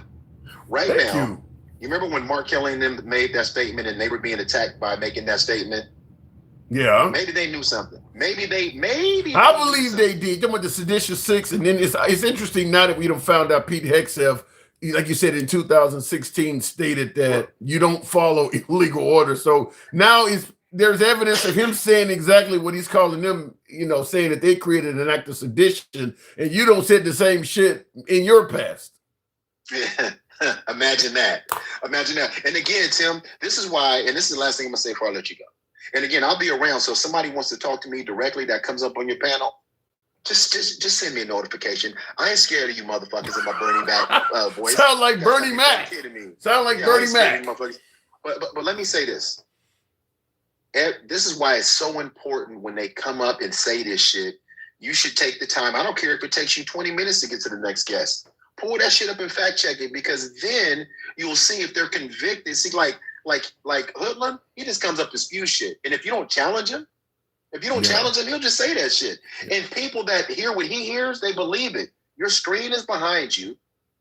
It is what it is. Pull up the facts. Like I just said, Moderna's video was AI. That was once I seen no outlet covering it. It was pretty obvious because he suggested go find the video. Don't look for media outlet. If no media outlet is covering it, then the video itself is not authentic. Mike, I got to move it on, but it was pretty obvious it was AI. Real quick. Here's what I want you to do. Here's just real quick, because they were talking about the SNAP benefits, and I was still. So again, I got back to what I was telling. That chart that I told you. See, I was going to fact check it. That chart that in all these stats that everybody is talking about has been debunked. Matter of fact, they don't even break it down by those different ethnic groups. To that extent. So that's what I'm saying, Tim. That's not what the numbers are. Thank you, Debo. The percentages overall was what I said. Yeah. Yeah, it's broken down. It's broken down by those groups by somebody who hates those groups. I gotta go, Mike. Yeah, I gotta go. But yeah, it's hate oriented. But thank you. I'll be. All right. Looking in the comments, and thank you for the Coco Riley Wolf. Thank you to Riley Wolf. Appreciate that. Also, Cutie Card Designs. Thank you with the Marshall. It's pretty cool. You can send that type of stuff on YouTube. I haven't seen it before, so thank you as well. Tap the screen, get the likes on up to 90,000. This is not the program I wanted to have. This is not. In fact, I was not going to go live today until I saw that press conference conclude with President Trump saying what amounts to nothing but hateful stuff. Look, I'm able to play devil's advocate. I'm able to talk to my beloved MAGA and understand many things they stand for. I don't disagree with everything MAGA stands for, but this is hate. This is hate. What he said today amounts to nothing but hate. I want to play devil's advocate. I want to see it a different way. I want to Charlie Kirk it and take it out of context. I can. I mean, it's such a clear, it's such a clear viewpoint that there's no other way to look at it. I mean, what he is saying is basically hate. And I will go to the next caller, get us on up to 95,000, and we'll take the next caller. Looking in the comments, Tim, USDA does report on overall refugee participation. One report found that 1.1% of all SNAP recipients were refugees as a broad group, not specific to nationality. I'm going to say right there, I don't target people because they're receiving SNAP. I just don't. I don't believe they're getting, I don't believe you kick the Somalians out of the country, kick the Afghans out of the country, kick the illegal immigrants out of the country. It would change my life one bit. The only reason why I would even get on board with it is because I hate Somalians, I hate brown or black people or something of that nature. It's not going to make my life change one bit. I don't deal with Somalians. They're not in my area. I don't have a lot of illegal immigrants around me. Transgender, none of these groups they're not affecting my life. The only way I would get on board with that is I just don't like those groups of people, and I condone them facing, atrocious consequences. That's the only reason, because it's not going to, none of these groups, you're not going to, listen, the right, pull yourself up by your bootstraps. No entitlements. So even if you cancel entitlements for them, it's not going to come to you. Your white MAGA friend always here love, says T2. Nothing wrong with a few white MAGA friends, but we do have to have a conversation on what we condone and what we do not. Contribute nothing. I don't want them in our country, I'll be honest with you. Okay? Somebody say, oh, that's not politically correct. I don't care. I don't want them in our country. Their country's no good for a reason. Their country stinks, and we don't want them in our country. I can say that about other countries too. I can say it about other countries too. We don't want them to hell. We have to rebuild our country. You know, our country's at a tipping point. We could go bad. We're at a tipping point. I don't know if people mind me saying that, but I'm saying it. We could go one way or the other, and we're going to go the wrong way if we keep taking in garbage into our country. Ilhan Omar is garbage. She's garbage. Now she's a congresswoman. She works for a living. She's not on Snap, yet he refers to her as garbage. But he's going to go way beyond just referring to Ilhan Omar as garbage. Garbage. She's garbage. Her friends are garbage. These aren't people that work. These aren't people that say, let's go, come on, let's make this place great. These are people that do nothing but complain. They complain. And from where they came from, they got nothing. You know, they came from paradise, and they said, this isn't paradise. But when they come from hell, and they complain, and do nothing but bitch, we don't want them in our country. Let them go back to where they came from and fix it. Most of them Somalis, they're here legally. They are here legally. Ilhan Omar, she is here legally. As I stated earlier in the live broadcast, let no one tell you from this day forward, it's not about getting rid of immigrants. We just want you to come here legally. The people he is talking about getting rid of are here legally. He wants to get rid of legal immigrants. Don't ever believe it's just about illegals anymore. And before we go to the next caller, he kind of doubles down on it here. Social media posts, the president now threatening to ban people from what he has called third world countries. He's vowing to deport anyone who is, quote, incapable of loving our country or non-compatible with Western civilization. On top of that, Trump directed a U.S. immigration agency to conduct a sweeping review of people with green cards from so-called countries of concern. This all comes on the heels of that D.C. Green cards from countries of concern. That could be anything. If you're going to look at people with green cards from quote unquote countries of concern, all you got to do is make up a reason for why that's a country of concern. We just seen one man take and wound, or in one case, kill a National Guardsman and critically wound another one. One person did that. And the punishment is for everyone from the same country as him. So when he says country of concern, it's pretty clear he can take a molehill and make a mountain out of it. So this could be anybody. This could be anybody. Countries of concern. Anything that happens in your country, you can say that means your whole country is of concern. Let's say, for instance, any type of violent felony takes place in your country. A terrorist act or something. Maybe one guy goes into a cafe in your country and blows himself up, takes out 10 or 15 cafe goers.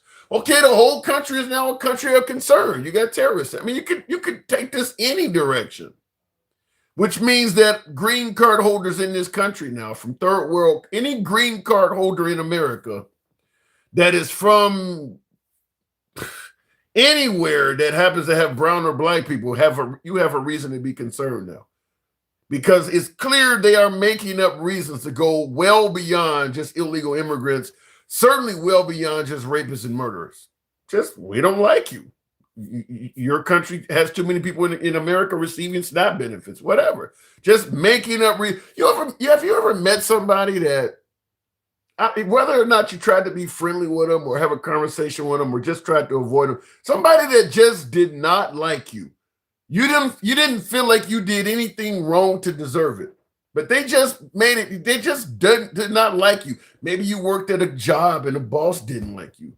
Maybe you had a neighbor, they just don't like you. You felt like something about you rubbed on them rubbed against them the wrong way. Something about you they just don't like. That's what we're dealing with here. You're not going to make him like you. Coming here legally, getting a job, these people that he's discussing, it's over with for them. He does not like those people, and it's pretty clear he will be looking for a reason to get rid of them. I think he said everything he needed to say right there in that clip.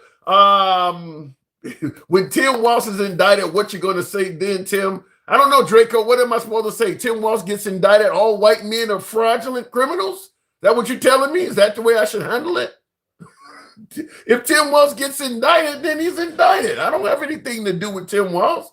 If he committed a crime, indict his ass.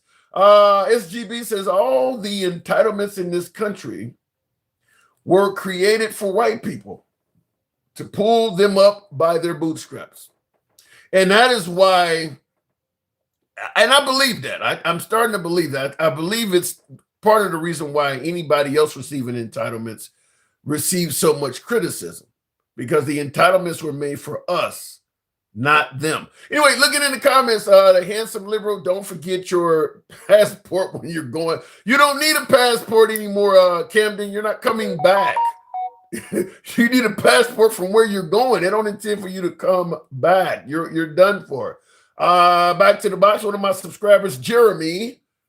Good evening. Welcome to the program. We always give first dicks to the subscribers. Jeremy, if it brings you up, apparently it's not. What does it say? MAGA, white men, we got your back. Says T2. I don't know. Trump is not forever. You all know this. Wake up and solve the true issue. Good or bad, Trump is just passing through.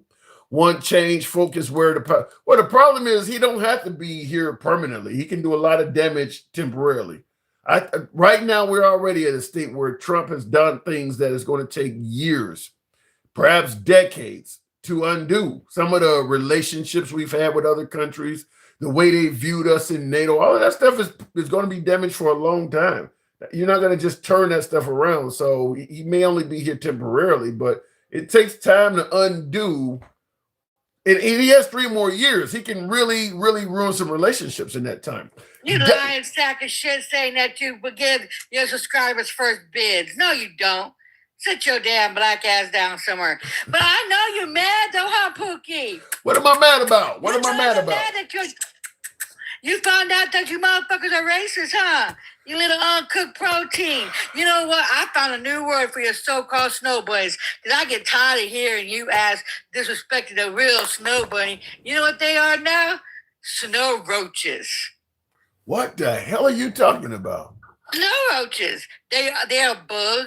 We have to use Raid for their asses. So I call them snow roaches instead of snow bunnies. Because snow bunnies are fire and they cute and fluffy. Oh my Lord. Listen. Yes. Listen, at the end of the day, I still don't think all of MAGA are racist. Oh, shut the fuck up. I know you like you on your knees and like cock up your ass and every damn thing else. What the hell? That's all you like to do. You know what I mean? Your snow roaches will still give you a BJ. Don't worry. You know what I mean? Don't worry. Just get some Raid. So you tend to believe that MAGA are racist as well. Is that what I'm hearing? No shit, Tim. And you know your little Gen X fat fuck with oxygen? Called Michael a boy. Yeah. What? Called Michael a boy. Is Gen X? Get the fuck out of here. We'll have to bring with Gen this X. fat fucking looking ass. We'll have to bring Gen X up and have a car. I didn't hear it. I didn't see it. I'll let them explain. No, but I know you never hear it. You never see it. They call you the N-word. They call you colored. They probably do call your dumb ass a fucking boy because you're not in the damn comments. I was fighting with that fat fuck, and I wish that bitch would come up against me and call a black man in front of me a boy. So I'll wallywop his bitch ass and make him. How is what you're doing not hate as well? Because I'm not. No, because I give him the same damn fucking energy, you dumb fuck. You just heard him today calling Somalians. What the fuck, man? And you don't think your black ass is not next? Gen X said, they don't want none of us here. He don't like brown people. He don't like black people. You know what I mean? He wants his damn United States to be fucking white. But guess what, bitches? They never will be white. Mexicans were here before your white tea ass. And the natives were here before your white tea ass with your fucking sick dick looking asses. I don't know. And by the way, Gen X says he has black friends and associates. So he's I don't give a fuck if he has black friends. They probably stuck it on him. They're probably coonettes too. what the fuck? What the fuck, man? Damn. Oh, I got black friends. I was. Well, I'm just saying. Get your fucking sugar cookie, bitch. The man says he has black friends. So You don't call a black man a fucking boy. See, this is why you need to get educated, Tim. And tell your little moron friends. He don't call a black man a boy once to his face. well, here, And see what the fuck they're gonna break his fucking jaw.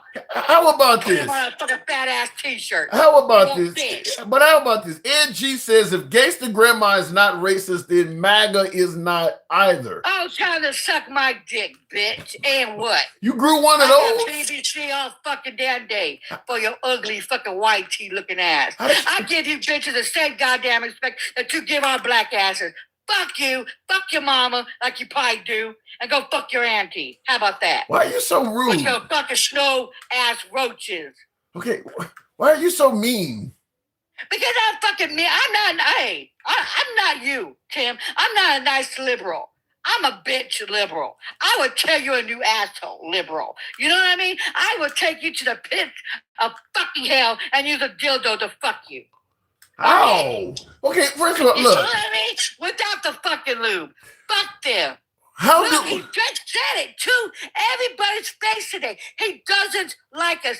We've been telling black women, everybody been telling these motherfuckers about the book, the 25. You know what I mean? Project Project 2025? 25. Yeah. We told you, bitches. Look what he's going to fucking do. Oh no, you're just fear mongering. Oh no, you never want to listen to black fucking women.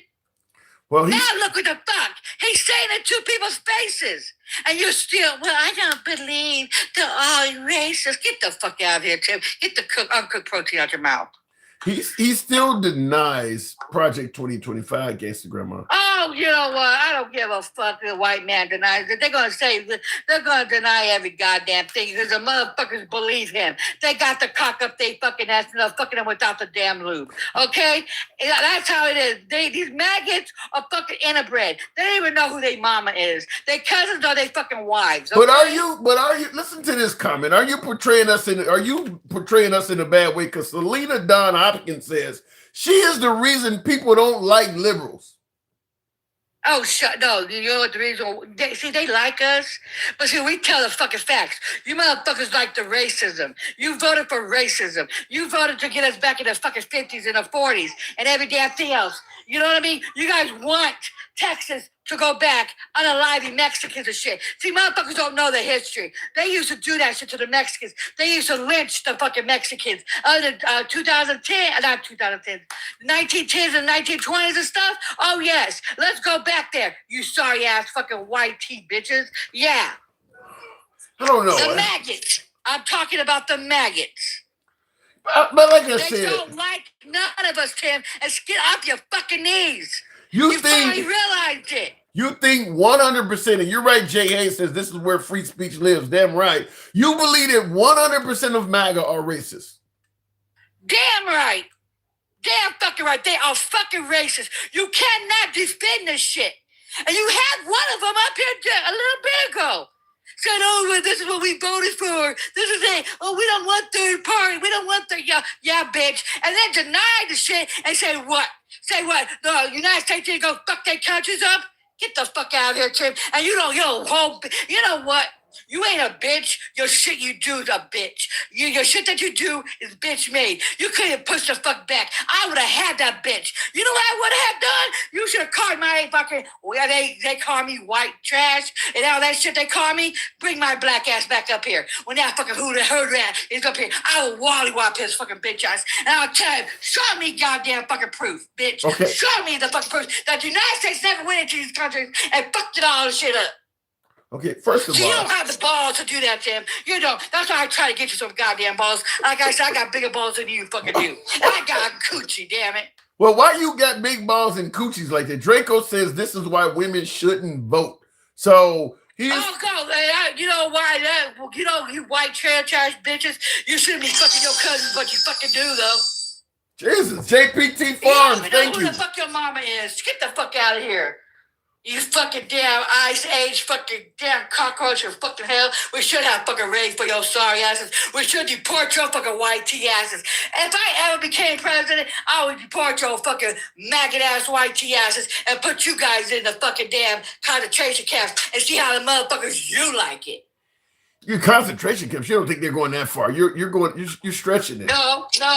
No, they're trying to build prisons for our asses. What the fuck? See, that's how dumb you fucking. You know what, Tim? What do you think is the goal? Wait, you what? are a softie. I want. Softie. Okay. Well, while I'm the softie, I want you to educate me. What do you think the goal of the Trump administration is?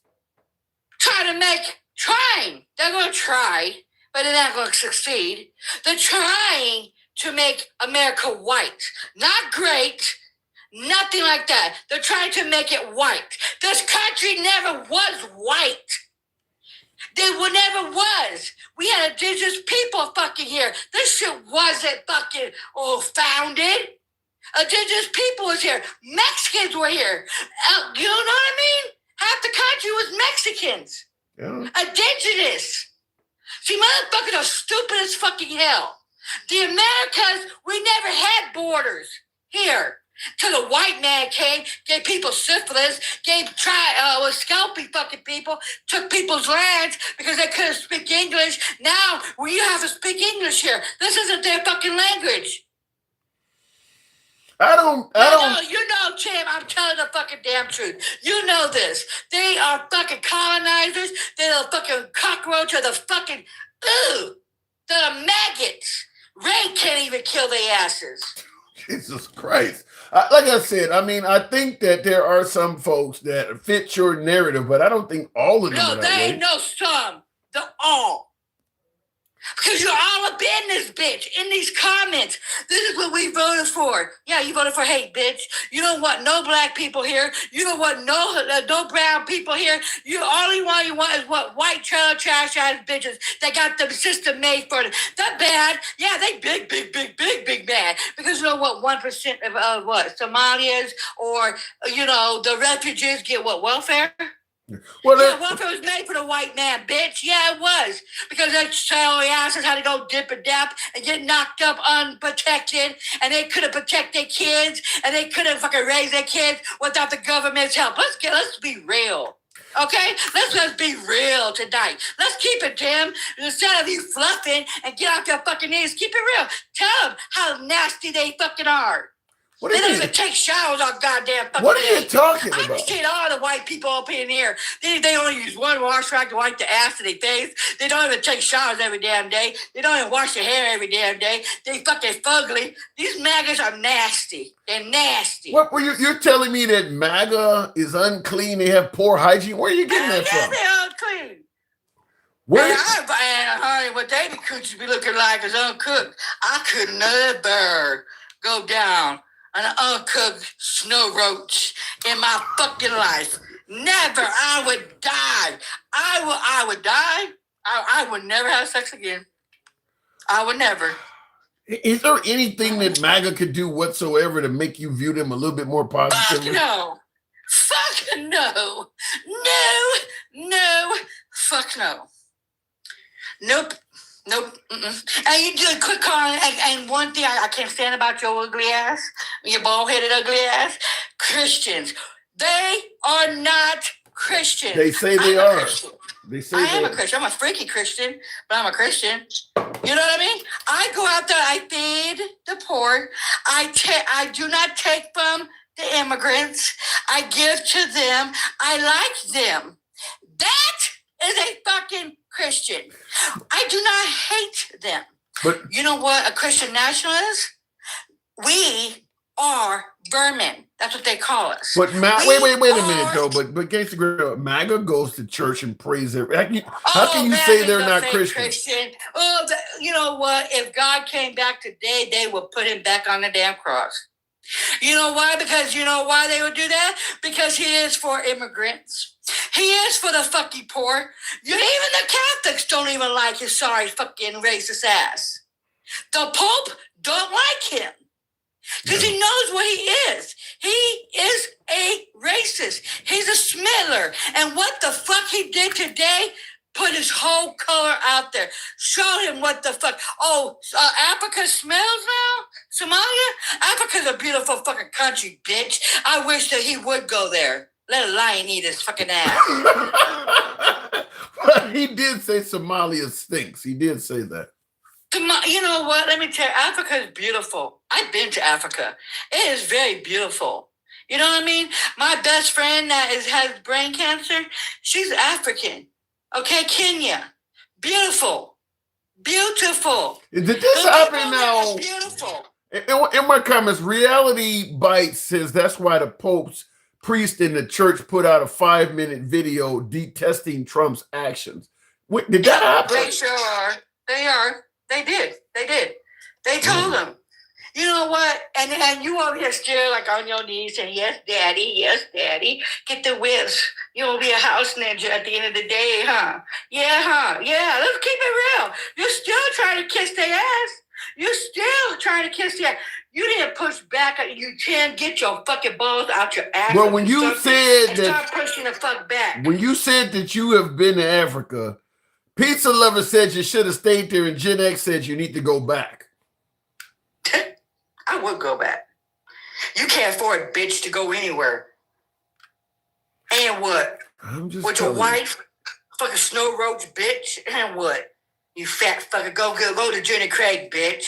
Oh my God. Get off the oxygen. See? Do you see how racist? Do you see that shit? And then they're your friends, right, Tim? I told you that motherfucker put you in a goddamn fucking tree, though. I don't know about the tree thing. Where are you getting that from? What making you say something like that? But he's too fucking fat to do it. They probably have one of his clan brothers to do it. You think I'm joking with you, Tim? I am not joking. I'm not even smiling at you.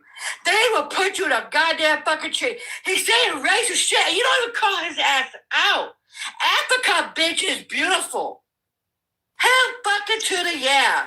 Some of it is, Who yeah. the fuck wants to be in the United States when all you motherfucking white team maggots are trying to turn this shit fucking white when this country never. I don't disagree. And I see somebody, what did somebody in the comments say? This is the best liberal I've ever heard, says Nick. Listen, I don't disagree that it does appear as if Trump is trying to turn the country white. I don't want to agree with it, but based on what I'm seeing, it is starting to look that way. Kissing. That's what you're doing. How am I kissing? On that ass, man. I suck dick. I ain't gonna lie, I do. I suck dick, and I suck it good. But I'd be damned I ever would suck a white man's dick. I would suck a black man's dick before a white man any fucking damn day. Gag and all, bitch. And I'll never be like you on my fucking knees doing like that. Get me the fuck and I'm a freaky ass Christian, thank you. BBC all fucking damn day. I'll never be on my fucking knees. And he got me the fuck out. Like I said, they are snow roaches to me, and they need to get the fuck out of this damn country. We can't. What about trying to unite? We can't be kicking people out of the country. We cannot unite with fucking racist ass bitches. No. He brought the worst out in this country. When we told them, black women, we told them the Project 2025 is fucking real.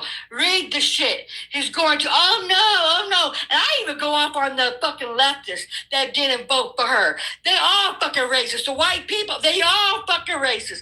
Oh no, she's not black enough. Oh no, she's J-side. Oh no. Oh, well, you just turned this into one, right? Yeah. They're trying to get everybody the fuck out, right? And keep the white man here, right? Get the fuck out of here. And I hope to God, I do. I pray for God to say, you know what? Let's have one. Let's flip a house. Let's flip Tennessee. One little seat. That ain't going to happen. The Republicans. You don't know that though. They didn't. People didn't say Mississippi. We turned seats in Mississippi, the red state. Mississippi. We did shit in a few weeks ago. Don't ever say never. Okay. Don't ever say never. Okay. In the comments, she said all that racist shit and started crying when someone comes back with a racist joke to go back. She's a hypocrite. You're being referred to as a hypocritical crybaby. I'm not. I call. You know what? Let me tell you. I gave him the same goddamn fucking energy. When that idiot was on here was talking about all that shit, I gave him the same damn energy. See, you're not like me. I give them right back to them. I give the same goddamn energy right back to them. And they don't like it. They don't. You like a what? I gotta go. Gotta fuck off, Tim. I gotta go. I gotta move it on. Talking about? I gotta move it on. I'll leave it at that. I bet you do. Thank you. I bet you do. Gangsta grandma. The fuck. them noises. Okay. We love you, Gangsta grandma, says SGB72. Wow. I mean, there's a lot of Gangsta grandma is one who really tips the scales. There's a lot of love for her in my comment section. There's a hell of a lot of hate. People talking about she sounds like she's smoking Newports and buying Mountain Dews or whatever. But then there's others who say that we need more liberals like her. I get both sides, but tap the screen, get us on up to 130,000. Jesus, I don't know what to say about what we've heard today out of President Trump, other than it sounded to me like the man has an issue with certain people, and look, skin color may be a part of it. Tim, for Christ's sakes, Trump is a racist dude, says Nola's Gardening. I don't like what I'm seeing. I'll just leave it at that. I don't like this mass deportation of all third world countries, even the ones with green cards. I don't like it. I mean, I can't make up excuses for what it is. It does look like what some of my guests are saying. Let me see if I can get reset on this, though. MAGA reacts. Yeah, that was a record. I literally hit request and not even a second later. Oh, that's not right. I had people wait longer than you. I just seen your name pop up on there.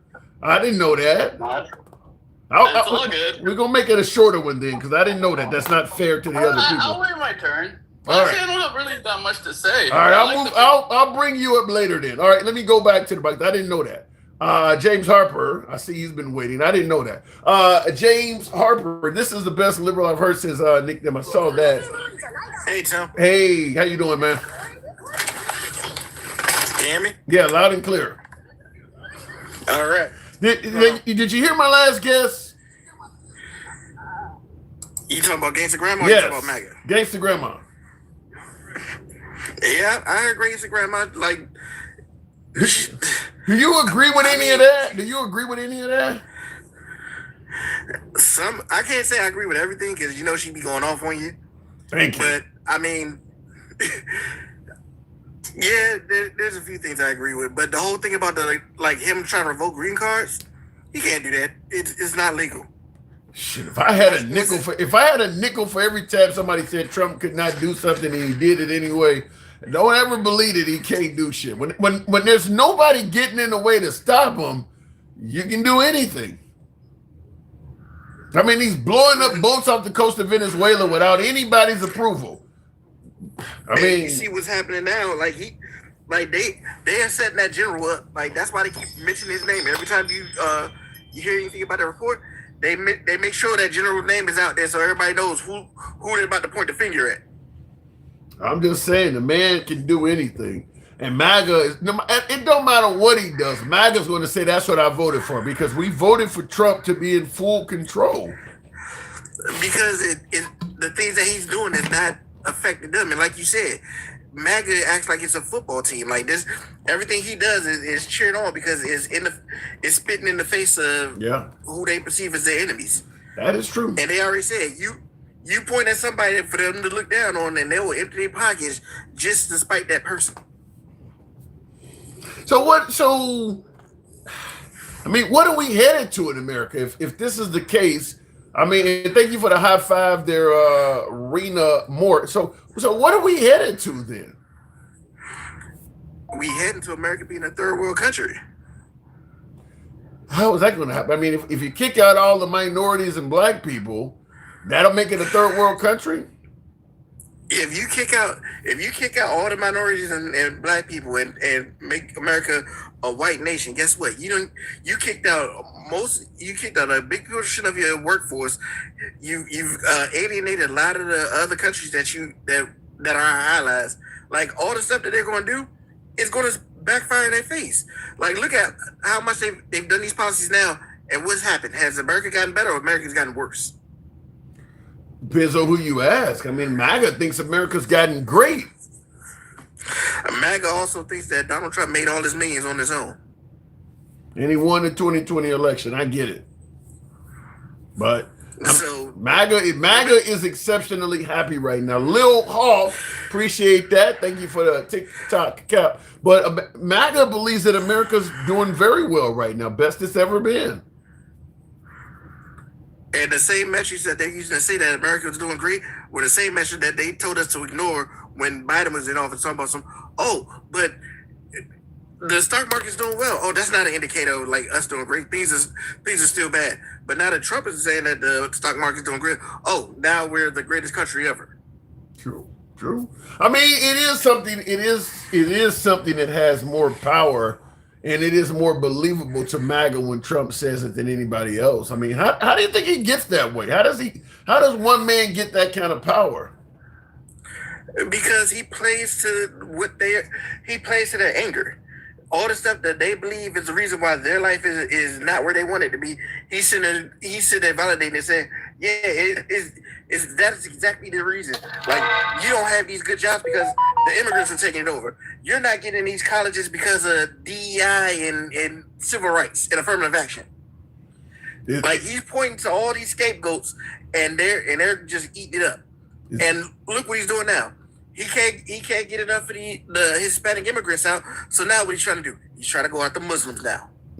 How about this though? In the comments, Angel Morello says, I'm an independent and I voted for Trump because it's about America first. What about just putting America first?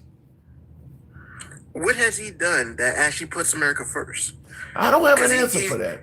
He hasn't done anything for the middle and the lower class, who are actually like taking the brunt of America's debt. Like, he hasn't done nothing for them. He's done it for the top.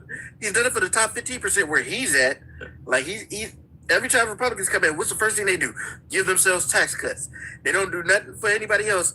And then we have to spend like the next 10, 15 years undoing the damage that was done by giving all these subsidies and tax cuts. I do agree with you with the promise of America first. I mean, he's only been in office 11 months or whatever the hell it's been so far, but I don't see the America first. I mean, we're bailing out Argentina. And this 11 months, how much damage has been done to this country? Depends on who you ask. The progress that we were making under Biden has completely eroded. Like, we're sliding back to almost COVID times. Like, a lot of places are considering themselves being in a recession right now as far as like their budget and how everything is going right now. Yeah, but when you say that Trump is rolling back the benefits that Biden gave the country, people are going to point out that under Biden, all of these immigrants are coming here. You know, they believe that Trump is kicking people out because Biden let too many of them in.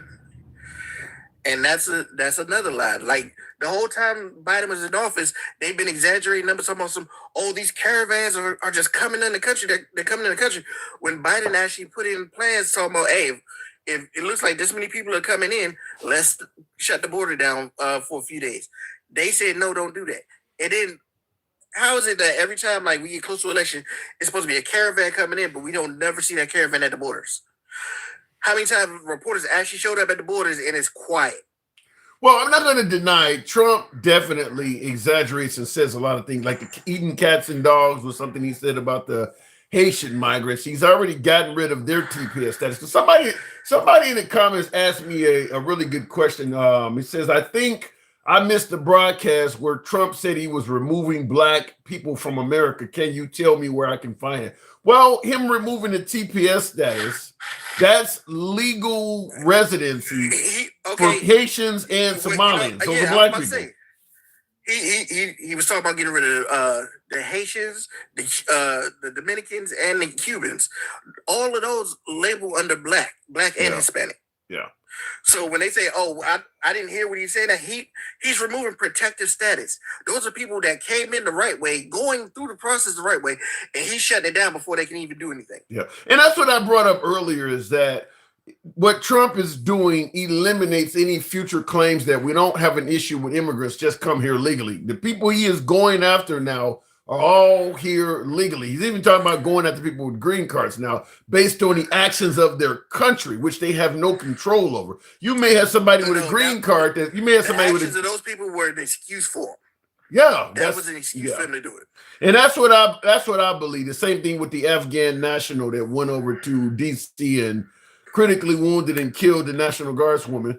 I believe that was just an excuse for Trump to do what he already wanted to do. You're going to blame the entire Afghan population in America on what one dude did.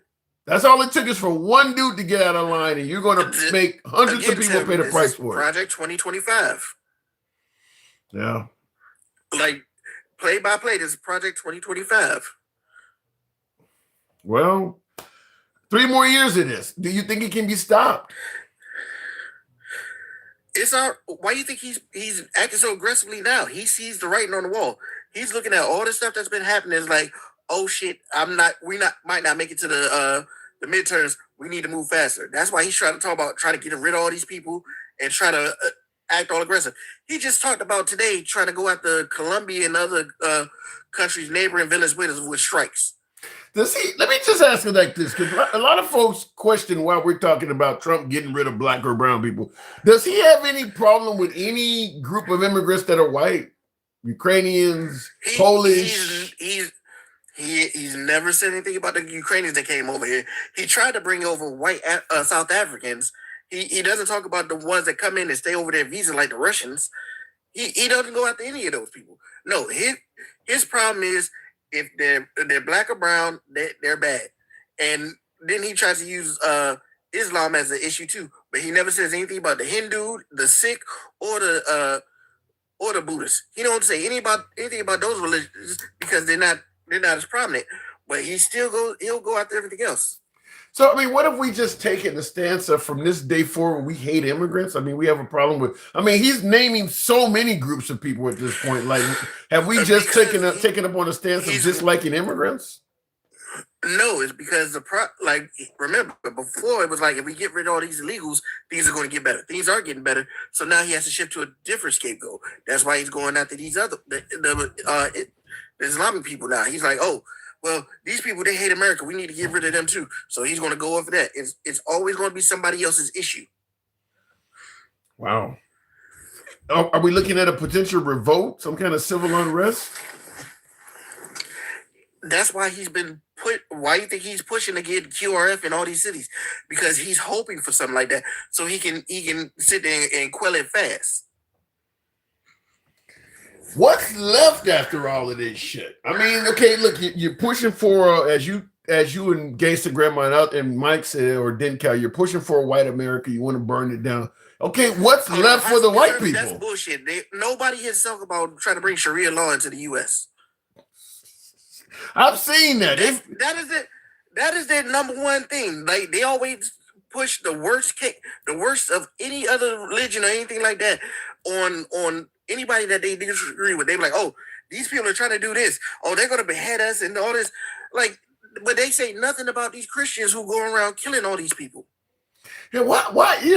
I guess to some degree, when you start putting the pieces together, yeah, we got problems with Sharia law. We don't want LGBTQ shoving things down our kids' throat. The Somalians and now the Haitians are eating cats and dogs. The Somalians are on welfare and they hate America. I mean, we seem to have a problem with a lot of groups of people all of a sudden. That this wasn't happening under nobody else but Trump. That's because under Trump, like, remember, MAGA was a small group. Like, these were like the people that we consider like the crazy, the tinfoil hat wearers and things like that. And now they've gotten somebody that gives what they're saying actual platform to speak on it. Like, if you notice, like, the main people that are waving the MAGA flag aren't the smartest and the brightest people in the conservative area. No, it's the craziest and the dumbest. I can't speak on whether MAGA is educated or not. I know a lot of MAGA. I mean, but how about this now? Because somebody Dolph said, Dolph Von State, whatever his name is, he says 99% of you have no idea what Sharia law is. And I'll tell you, there's a reason why, because nobody's ever tried to implement it here. No, that's not Tim, that's not what it is. The thing is, they don't try to like research these things or anything like that. All they have to do is hear somebody that they somewhat trust say this is bad, and they automatically get going with it, and they run and they'll run that until like they'll lose their breath.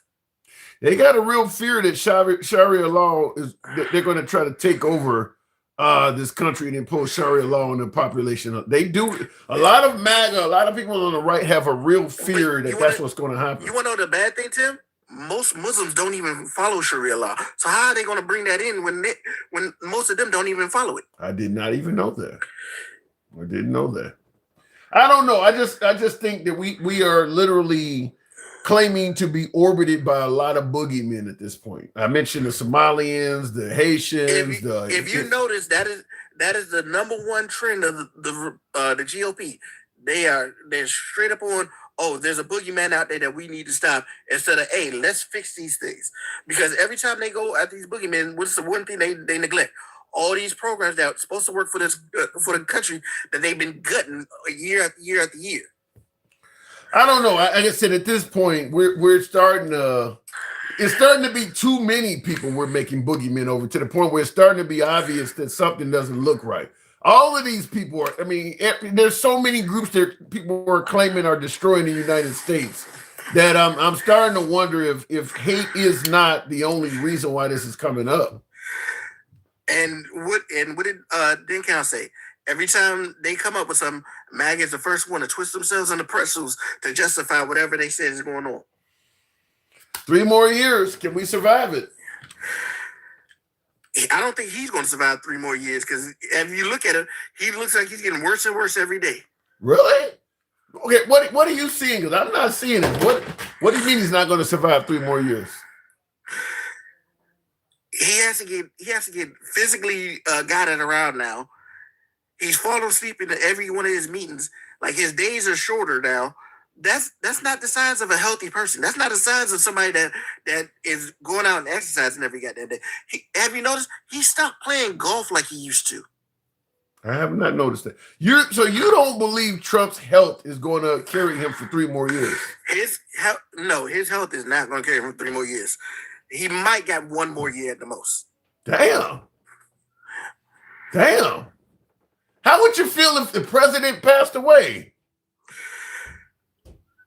It'd be just another day. And that's because look at all the people that actually work for this country, done stuff for this country, and he ignored their existence when they passed away. When that National Guard lady died, did he do anything about it? No. All he did was use her. He used her death for political gain. Didn't even put the flags at half mast, anything like that. He didn't even acknowledge her death. Yeah. Wow. I mean, less than a year. You know, there's people making videos. A few medical community people are making videos, said something similar. I got to move it on, but I don't want to wish death on anybody. I'll just say it like that. I'll give you the last word. Death on anybody, but I'm saying that you can look at reality and say that he's not going to make it. Like 4 years that's wishful thinking. 3 years. Like he's not even changing his diet to like prolong his life. He's still eating exactly what he wants and doing everything that he wants to do. He's not trying. He don't even believe that he's going to be dying soon. It would be crazy if after all of that talk about Sleepy Joe Biden, he croaked before Biden. That would be crazy. Yeah, that would be crazy. Oh, one more thing before I go. MAGA Reacts. What you just posted was fucking asinine. Those tariffs did not force people to buy stuff from us. In fact, when those terrorists, when they went in, what did they do? They went to other countries for the same products that we were selling, and they're buying from them. Yeah, like the soybeans. We just bailed out a country that's actively something the same shit that we are against what we are. And now, So how and you now gonna we're sit there- hoping not that to pay the terrorists back if the courts rule. Right. It's, Trump knew that he fucked up. That's why he's like begging the courts not to do it. Because he knew what he was doing was wrong. People have told him over and over again, sir, we can't do this. That's why if you notice between his first term and his term, the first term, people actually like held him to account, say, sir, we're not gonna do this. That's against the law. We can't do it. These people here, they're glorified yes men. Well, that's what he wanted. That's what people voted for. I got to move it on. James, thank you. Moving on with the program, by the way, tap the screen, get us on up to 160. Thank you, folks, that help your boy out with the TikTok cap goal. We're pretty close. Show the program some love. Tap the screen. We are MAGA friendly. Don't sound like it today. Absolutely does not sound like a MAGA friendly program today, because it is a reference of what Trump said today, and what Trump said was not very friendly at all. But we don't believe in censorship, so we're going to call it out as it is. And I'm just going to say, from my own standpoint, it does come across as if President Trump does not like Black and brown people, from what I heard. And I've been defending Trump to the criticism of many liberals on this show for quite a while now. But what he said today, looks and sounds awful. I can't defend it. It sounds so bad. Somalians ripped off that state for billions of dollars, billions, every year, billions of dollars, and they contribute nothing. The welfare is like 88%. They contribute nothing. I don't want them in our country, I'll be honest with you. Okay? Somebody would say, oh, that's not politically correct. I don't care. I don't want them in our country. Their country's no good for a reason. Real quick, when he says, I don't want them in our country, that right there excludes any notion of just come here legally. Even if you come here legally, he made it clear, I don't want you in my country. So even if you come here legally, there's nothing. This guy does not like you, period. That's what he's making it. That's what he is trying to make you understand. I don't like you. I don't want you around. And then he goes into a detailed description of why he don't. Your country stinks. You guys are bad people. I mean, you just hear him out, but he's making it clear he does not like you. Their country's no good for a reason. Their country stinks, and we don't want them in our country. I can say that about other countries too. We don't want them to hell. We have to rebuild our country. You know, our country's at a tipping point. We could go bad. We're at a tipping point. I don't know if people mind me saying that, but I'm saying it. We could go one way or the other, and we're going to go the wrong way if we keep taking in garbage into our country. Garbage. We're going to go the wrong way if we keep taking in garbage. So if you are what Trump deems as garbage, he don't want you here legally or illegally. So like I said, the whole notion of just come here legally, he's really blowing that out the water. He does not like you, does not want you here legally or illegally. Ilhan Omar is garbage. She's garbage. Her friends are garbage. These aren't people that say, let's go, come on, let's make this place great. These are people that do nothing but complain. They complain. And from where they came from, they got nothing. You know, they came from paradise and they said, this isn't paradise. But when they come from hell and they complain and do nothing but bitch, we don't want them in our country. Let them go back to where they came from and fix it. So there you go. He does not like you. You're not going to fix that. Like I mentioned earlier, you know, you ever meet somebody where they just didn't like you? There's nothing you can do. He doesn't like you. I mean, it's nothing. And this is what I would tell anybody that is Somali. Any Somali, I would tell, he does not like you. There's nothing. And as he made it clear, there are other countries as well. But he made it clear as day. He does not like you. Period. You're not going to change that. He thinks your whole damn country stinks.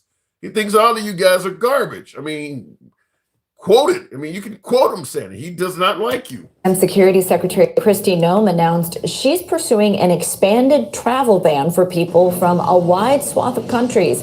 In a post to X, she said she just met with President Trump and is recommending a full ban on countries she says are flooding the U.S. with, quote, killers, leeches, and entitlement junkies. And this quote she says is, I just met with the president. I am recommending a full travel ban on every damn country that's been flooding our nation with killers, leeches, and entitlement junkies. Like I just said with President Trump, this stuff is literally oozing hatred. I mean, it's just the way it's worded. It's just very hateful. A full travel ban on every damn country that's been flooding our nation with killers, leeches, and entitlement junkies. Our forefathers built this nation on blood, sweat, and unyielding love of freedom, not for foreign invaders to slaughter our heroes, suck dry our hard-earned tax dollars, or snatch the benefits owed to Americans. We don't want them, not one. So she said we don't want any of them here, not even one.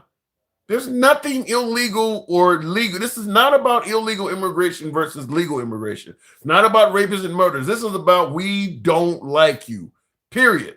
You can do everything right to come to this country. We don't like you, period. Quit trying to be friends with us. Quit trying to migrate to America. Quit trying to be around us. We don't like you. That's what this says. We hate your type. It's as clear as day. Which is why we're talking about hatred on today's show. This is hate. This is hate. And many folks often state this is what we voted for. That is a fact. We voted for hate. We have a lot of people in this country that are hateful. When they see hate, they stand up and applaud and say, that's what I voted for. I voted for hate. I am hateful. Therefore, I voted for someone that will be hateful and represent me. I voted for hate. So when like in Arlita, when you say who is we, well, anybody that says that sees this stuff stands up and says I voted for it, they're basically letting you know I voted for the hate. I like the hate part. And that's not something uncommon. That's not something new. America has a history of hatred in its past. People voted for it then. Some people voted for it now. There are people that if a Somali family moved in next to them, that Somali family would immediately realize what I just said. Something about my neighbors, I must have just rubbed off on them the wrong way. My neighbors apparently do not like me. All I did was move in next door and I can tell they don't like me. We voted for hate because we have hate that shows up to vote. That's what we're looking at here. This is hate. There's no other way to, I can see any side of any issue. There is no other side to this. This is hate. Anyway, looking in the comments, it's not Christ-like. Trump is going to hell. I don't know, Freebird. I'm starting to think that some of this stuff is Christ-like. I think America's relationship with Christianity has a lot of this in it. I think Kristi Noem would probably tell you she's a God-fearing Christian. President Trump says sometimes he's taking both sides of it, but President Trump says he's God-fearing sometimes. But anyway, this is certainly hate. Looking in the comments here real quick, and I think Creed says it best. So what? Nobody cares about how you feel. No, it's not about how I feel. It's about how you feel. We're talking about how you feel. It's all about you, Creed.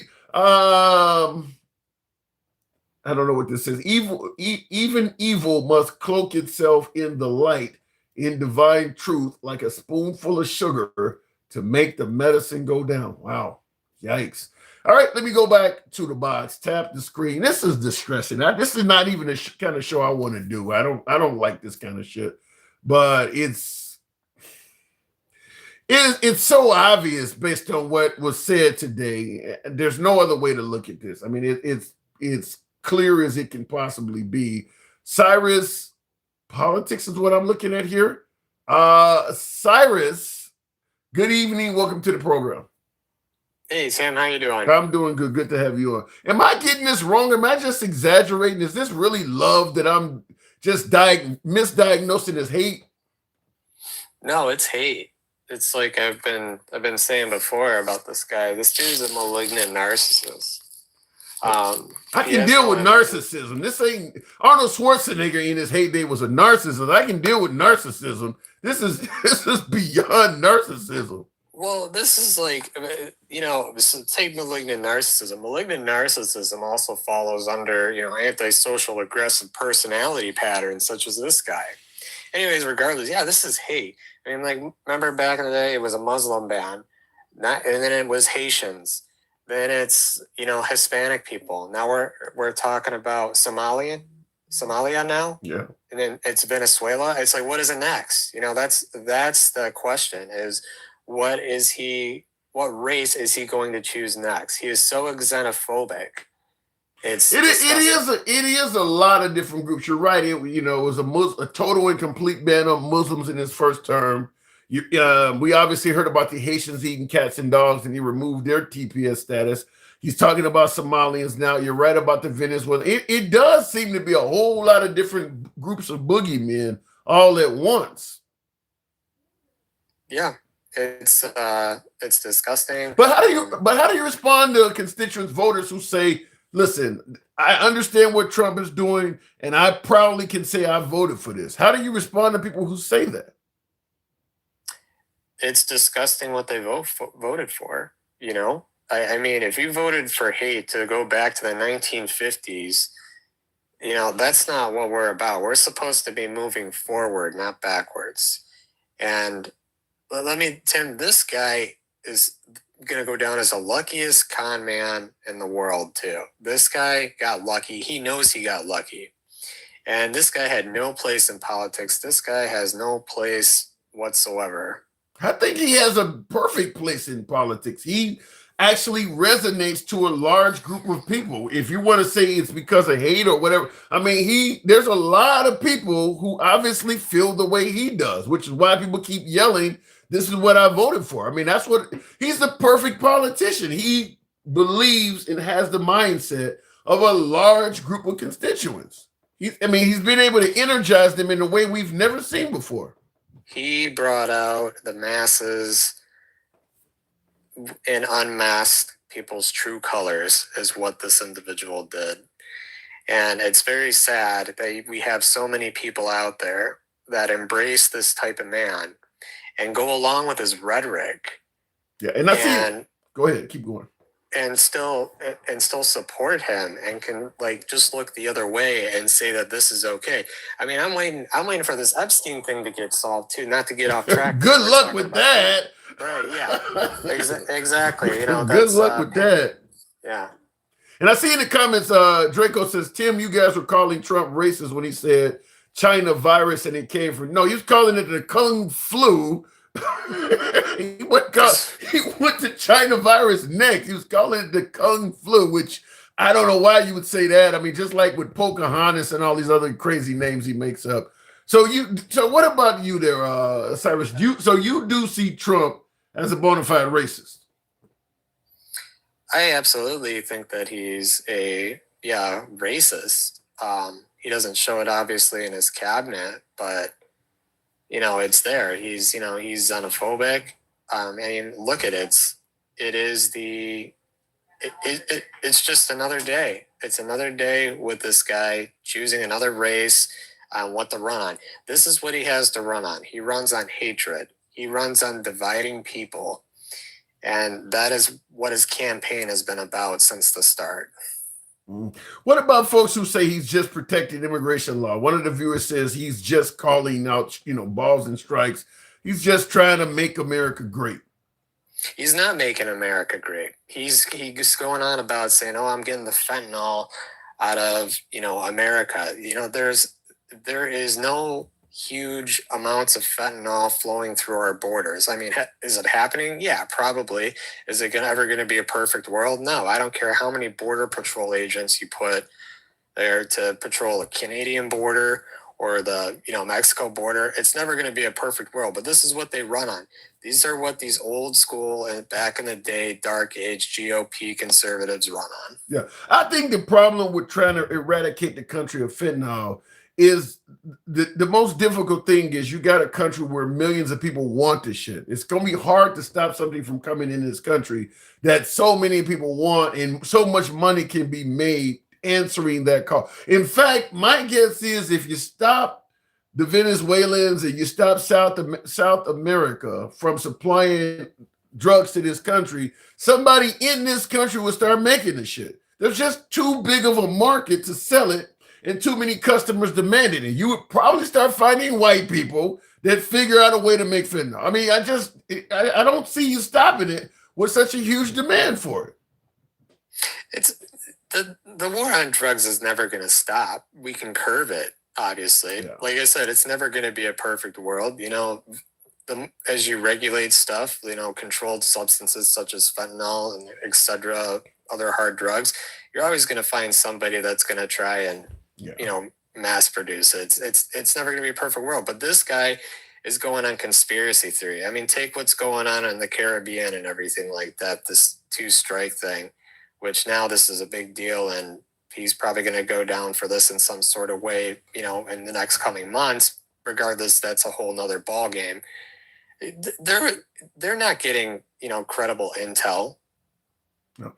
Well, the UK announced they were going to stop giving us intel. They have assets in the region, I guess. I don't know what the UK is doing in the Caribbean other than maybe I think the Virgin Islands or something. They own that, but I don't know why they're in the Caribbean. But they were providing us with intel, and they stated that they're going to stop giving us intel because they believe what Trump is doing is a violation of international law. So even the United Kingdom said, they announced that publicly. So even they stated they were going to wipe their hands from what we're doing because they believe it's a violation. It is a violation. Hegseth is really in the hot seat, and you can bet your butt that the Oversight Committee and a lot of other individuals are going to be interrogating the shit out of him with this, as well as probably call for him to step down. They are going to pressure him like none other in the next couple. But that's Trump's right hand man. You think Trump would? Well, he can be impeached. I suppose he can be impeached from under Trump. But do you think Trump would get rid of Hegseth? Oh, absolutely. Yeah. You think so? We go back to the malignant narcissism, right? Yeah. Empathy, no empathy there. He will cast you out like a leper if you screw up his Yeah, but Hegseth is not Marjorie Taylor Greene. I mean, he's loyal to Trump. I mean, he's getting hit from he's getting flanked from liberals and a few conservatives that don't like what appears to be a war crime, but he's remaining loyal to Trump. He's not questioning anything from Trump in the least. In fact, I believe that Hegseth would probably rather go to jail than criticize Trump. I just don't think he's going to do anything to go against Trump. And I think as a result, Trump probably won't fire him or anything. Oh, I agree with you that Hegseth would never go against Trump because he's a diehard bootlicker for sure. The thing is that Trump is a malignant narcissist. I'm trying to get this across to people on how bad this is with this guy, right? This guy is going to cast him out if this causes trouble for him. He does not care what happens to Hegseth, I promise you. So you're saying if it looks like it may cause any trouble to Trump at all, he would throw Hegseth under the bus? Yes. I believe that. How about now? This is a tough one. It's not totally related to what we're talking about, but if you believe that Trump is intolerant, I guess it could have some relations. And one of my friends of the program, T2, says there will never be a black president again. Sorry. Do you believe that that's valid? That is a bullshit statement. Yes, absolutely. Eventually down the line, there will be a black president again. And this is what I'm talking about. You have individuals stating stupid shit like this over the airwaves. And, I'm not saying it's all MAGA either, but the majority of it is. And these are these diehard maggots is what they are. And it's unbelievable that we live in a day and age to where people still embrace hatred like this. It's just, I would love, something. What I would love to get. Let me finish. Go let ahead. me finish with this real quick. Is that they're always saying, "Oh, you know what? They should get out of our country if they don't like Trump." You know what? No, it's the other way around. I think these diehard cultist, racist maggots they're the ones that need to leave. And I see in the comments, MAGA React says, we will have a black president, just not a Democrat. You really think the Republican Party would let that ain't gonna happen? Yeah. Zero chance. Zero chance the Republican Party would allow itself to be led by a black man. Not in this environment. Maybe in the next generation or something like that, but that ain't gonna happen. That ain't gonna happen in our lifetime. I mean, we've had 4 people of color run for the position, and race became an issue in all 4 of them, meaning obviously President Obama, who won, but they were saying he was born in Kenya. Kamala Harris, suddenly she became Jamaican and Indian. Nikki Haley became Nimrata, and they started going after her, calling her bird brain. And even Vivek Ramaswamy, when he ran, they started fucking with him and his family as well. Those are the 4 people of color we've had in recent history that tried to run for president. And all 4 of them people, their race became an issue. And it was coming from the right. So I don't see the right ever voting in a black president, at least not in the next few decades, if not generations. Do you see the right letting an African-American or a person of color lead the party? Eventually, when the GOP can get their shit together and reemerge as a new party that is actually for the American people and not for the billionaires, the GOP is screwed. I promise you, you have my word. They are done in 2026. And yeah, down the line, I could see the GOP opening up, to the more cultural, diverse, individuals. Yeah, it's gonna be hard. And I see in the comments, to Mars or whatever, it says, Tim, you are not sounding middle of the road like you usually do. Look, I understand I'm not. I understand today's show is different, but the fact is, what Trump stated is not a middle of the road comment. Look, when Trump says things, there is often plenty of room to see it from both sides, or plausible deniability for people that's claiming he's a sexist or racist. There's no room on this statement. What I've been playing today is so clear. There is no other angle to take. So yeah, this particular show, even if I want to be middle of the road, I can't. There's no other way to go with it. I mean, when the guy's saying that we don't want you here, and he's giving reasons that have nothing to do with whether you're here legally or illegally, what can I do with that? He's making it clear we don't like you. There is no middle of the road to that. There's no other way I can go with it. So he's not giving me any play with this. And like I said, I wasn't going to do it live at all today until you said this. So it does sound like hate to me. But do you think, Cyrus, he will be able to do you think he actually will be able to get rid of all of these different groups of black and brown people that he's criticizing? No, because the American people, there's more American people in those countries that are going to stand up for the right thing. I mean, you look at the protest against ICE. I mean, it was just the other day in one of the states. They surrounded ICE in a peaceful protest and said, no, you're not touching these individuals. I mean, look at what's going on. You have mass goons kidnapping or trying to kidnap people that are American citizens, but just because of the color of their skin. And they're denying them their 14th Amendment due process. Yeah. And people are saying right off the bat, I voted for this. No matter how harsh, no matter how horrible what you see on screen is about what is taking place towards somebody of color, the comment section is loaded with people saying I voted for this. It don't matter what it is. If it's something bad happening to an immigrant, illegal, legal, a migrant, whatever, you're going to see a flood of people in the comments saying I voted for this. Well, let me tell you this, and I know you know this, and to everybody in the comments section, is that, America was founded by immigrants, right? So what is it going to take the next day for somebody, or such as Trump, to say, oh, I've decided today I don't like Polish people. Oh, today I've decided I don't like Irish people. When is that going to happen? He stated he wanted to annex Greenland, Yeah. So what is that? Maybe the next day he's not going to like Canadians. People need to keep in mind, too, that Trump is 79 years old and is a cognitive decline also, along with the malignant narcissism. Well, I will say this. When you say he could just decide he doesn't like certain groups of people, I do. He has criticized a lot of groups of people since taking office. He said a lot of choice words with Canada becoming a 51st state. You're right about Greenland. He said that about taking over Greenland, taking the Panama Canal back. Obviously, nobody in our history likes Iran as of late. So he criticized Iran. He said all kinds of awful shit about the Ukraine, blaming them for the war. Now we're going at the Somalians, Haitians, virtually everything south of the border. Virtually every country south of the border is qualified. I've never seen one guy have a problem with so many different types of people. Then, of course, the LGBTQ.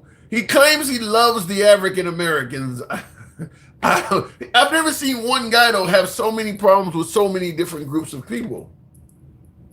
It's because of what he spews out of his mouth every other day. It's just another day, different turd with this guy, right? It's like I said, he goes on about Haitians, Muslims, Hispanics. It's never ending.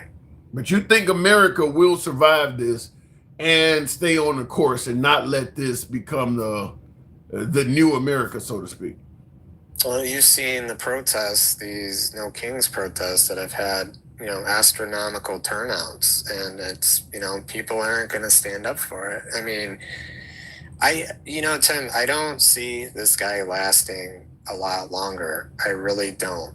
And, whether it be health-wise or the Congress is eventually going to get rid of him. Not this Congress, but the 2026 Congress. There's a special election tonight in Tennessee for the 7th Congressional I think the Democrats are going to lose that, but I think it's going to be a lot closer than people expected. We'll see. I'm thinking 50-50.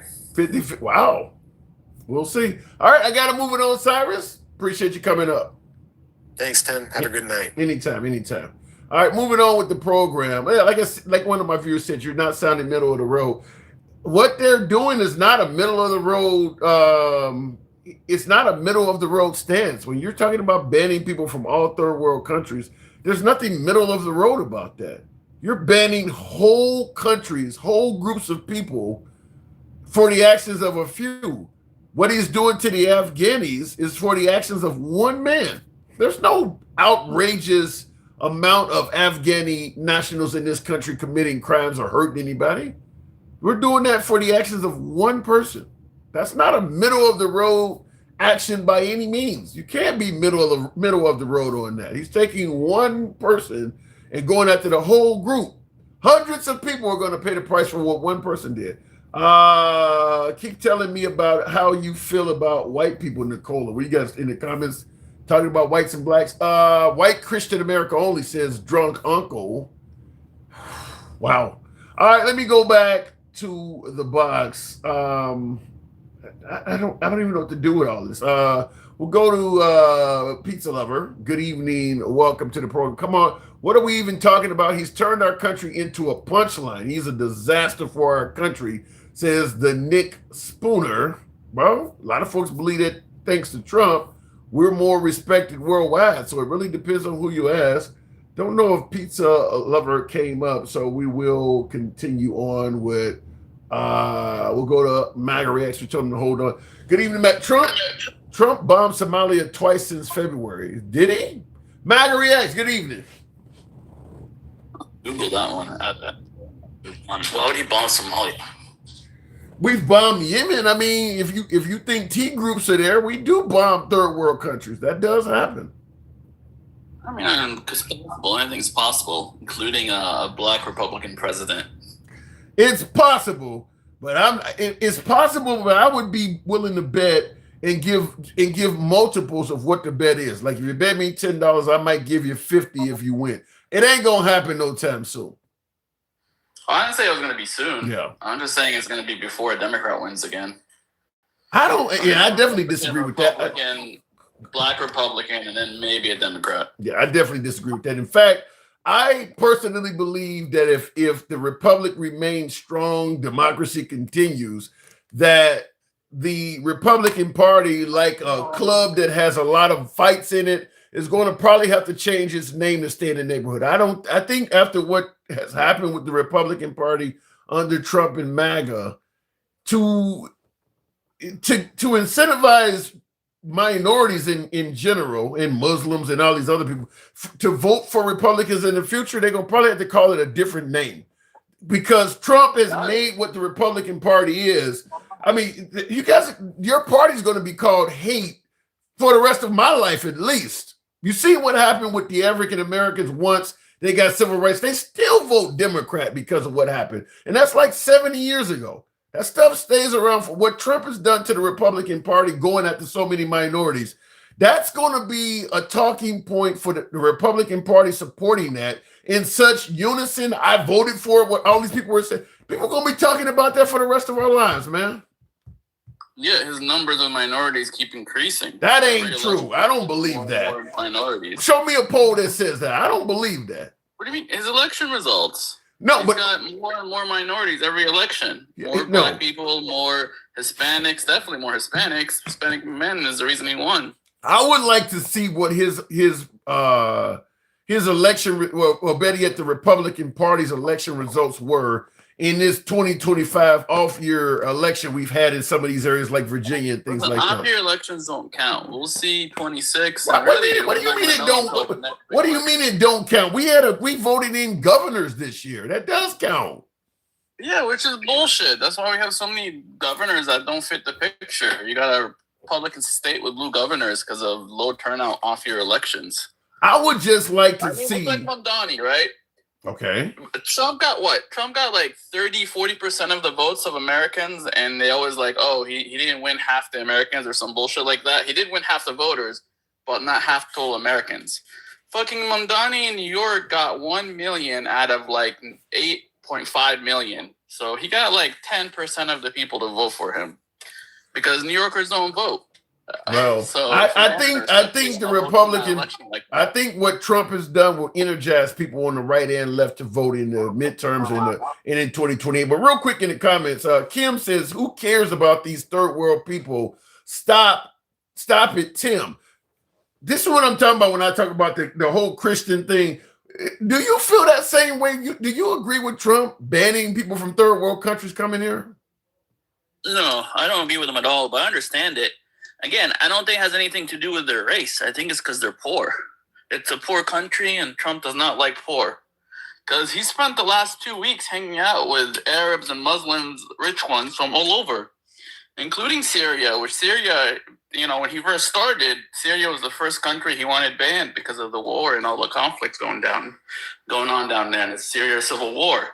Now he's like BFFs with the leader of Syria and, spraying cologne on him and making jokes. Yeah, I kind of understand what you're saying, but I disagree on this. I don't think I do agree he don't like poor, but the reason why I say it's racism because I think he's hanging around with the Syrians and some of these Arab countries because they are giving him something. I think he would hang around with the head of some of these African countries if they were willing to give him something, just like he was hanging around with African Americans during election time and hanging around Venezuelans during election time because they were going to give him votes. He clearly don't like them now, but he was hanging around them because they were going to give him. The guy has a photo holding up the LGBTQ flag. We know he don't like them, but they were going to give him votes. So he's hanging around these people because they're going to give him something. He'll hang around people he don't like if you give him something. Well, I'll give you that. That's what he cares about, whether they're helping him or against him. Yeah, but he don't like them. He don't. But the point I'm saying is he don't like these people. Race, though. It has to do whether they help him or against him. And we know the Somalians, especially with Omar being their leader. He didn't get shit from the South. He didn't get shit from the South Afrikaners, and he sent the welcome wagon to them. They came to the country and actually had a member of the administration. What? I'm sure if it was only 50 Somalians, he'll give them the welcome wagon too. He wants 100% of them gone. Plus, what's his name? Elon definitely hooked him up.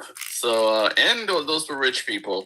Again, had nothing to do with their race. It had to do with because they're rich. So the guy who didn't take a salary and came to the White House with his own money is literally just in it for the cash. No, he's in it for making America richer by having more rich people living in it. So so he's hanging around the Saudis. What did they give Americans? They promised to invest trillions of dollars. Plus, they increased oil production so gas prices would go down. You think we're going to realize that? You think we'll see that? We've already been seeing it. I mean, gas prices were supposed to go up.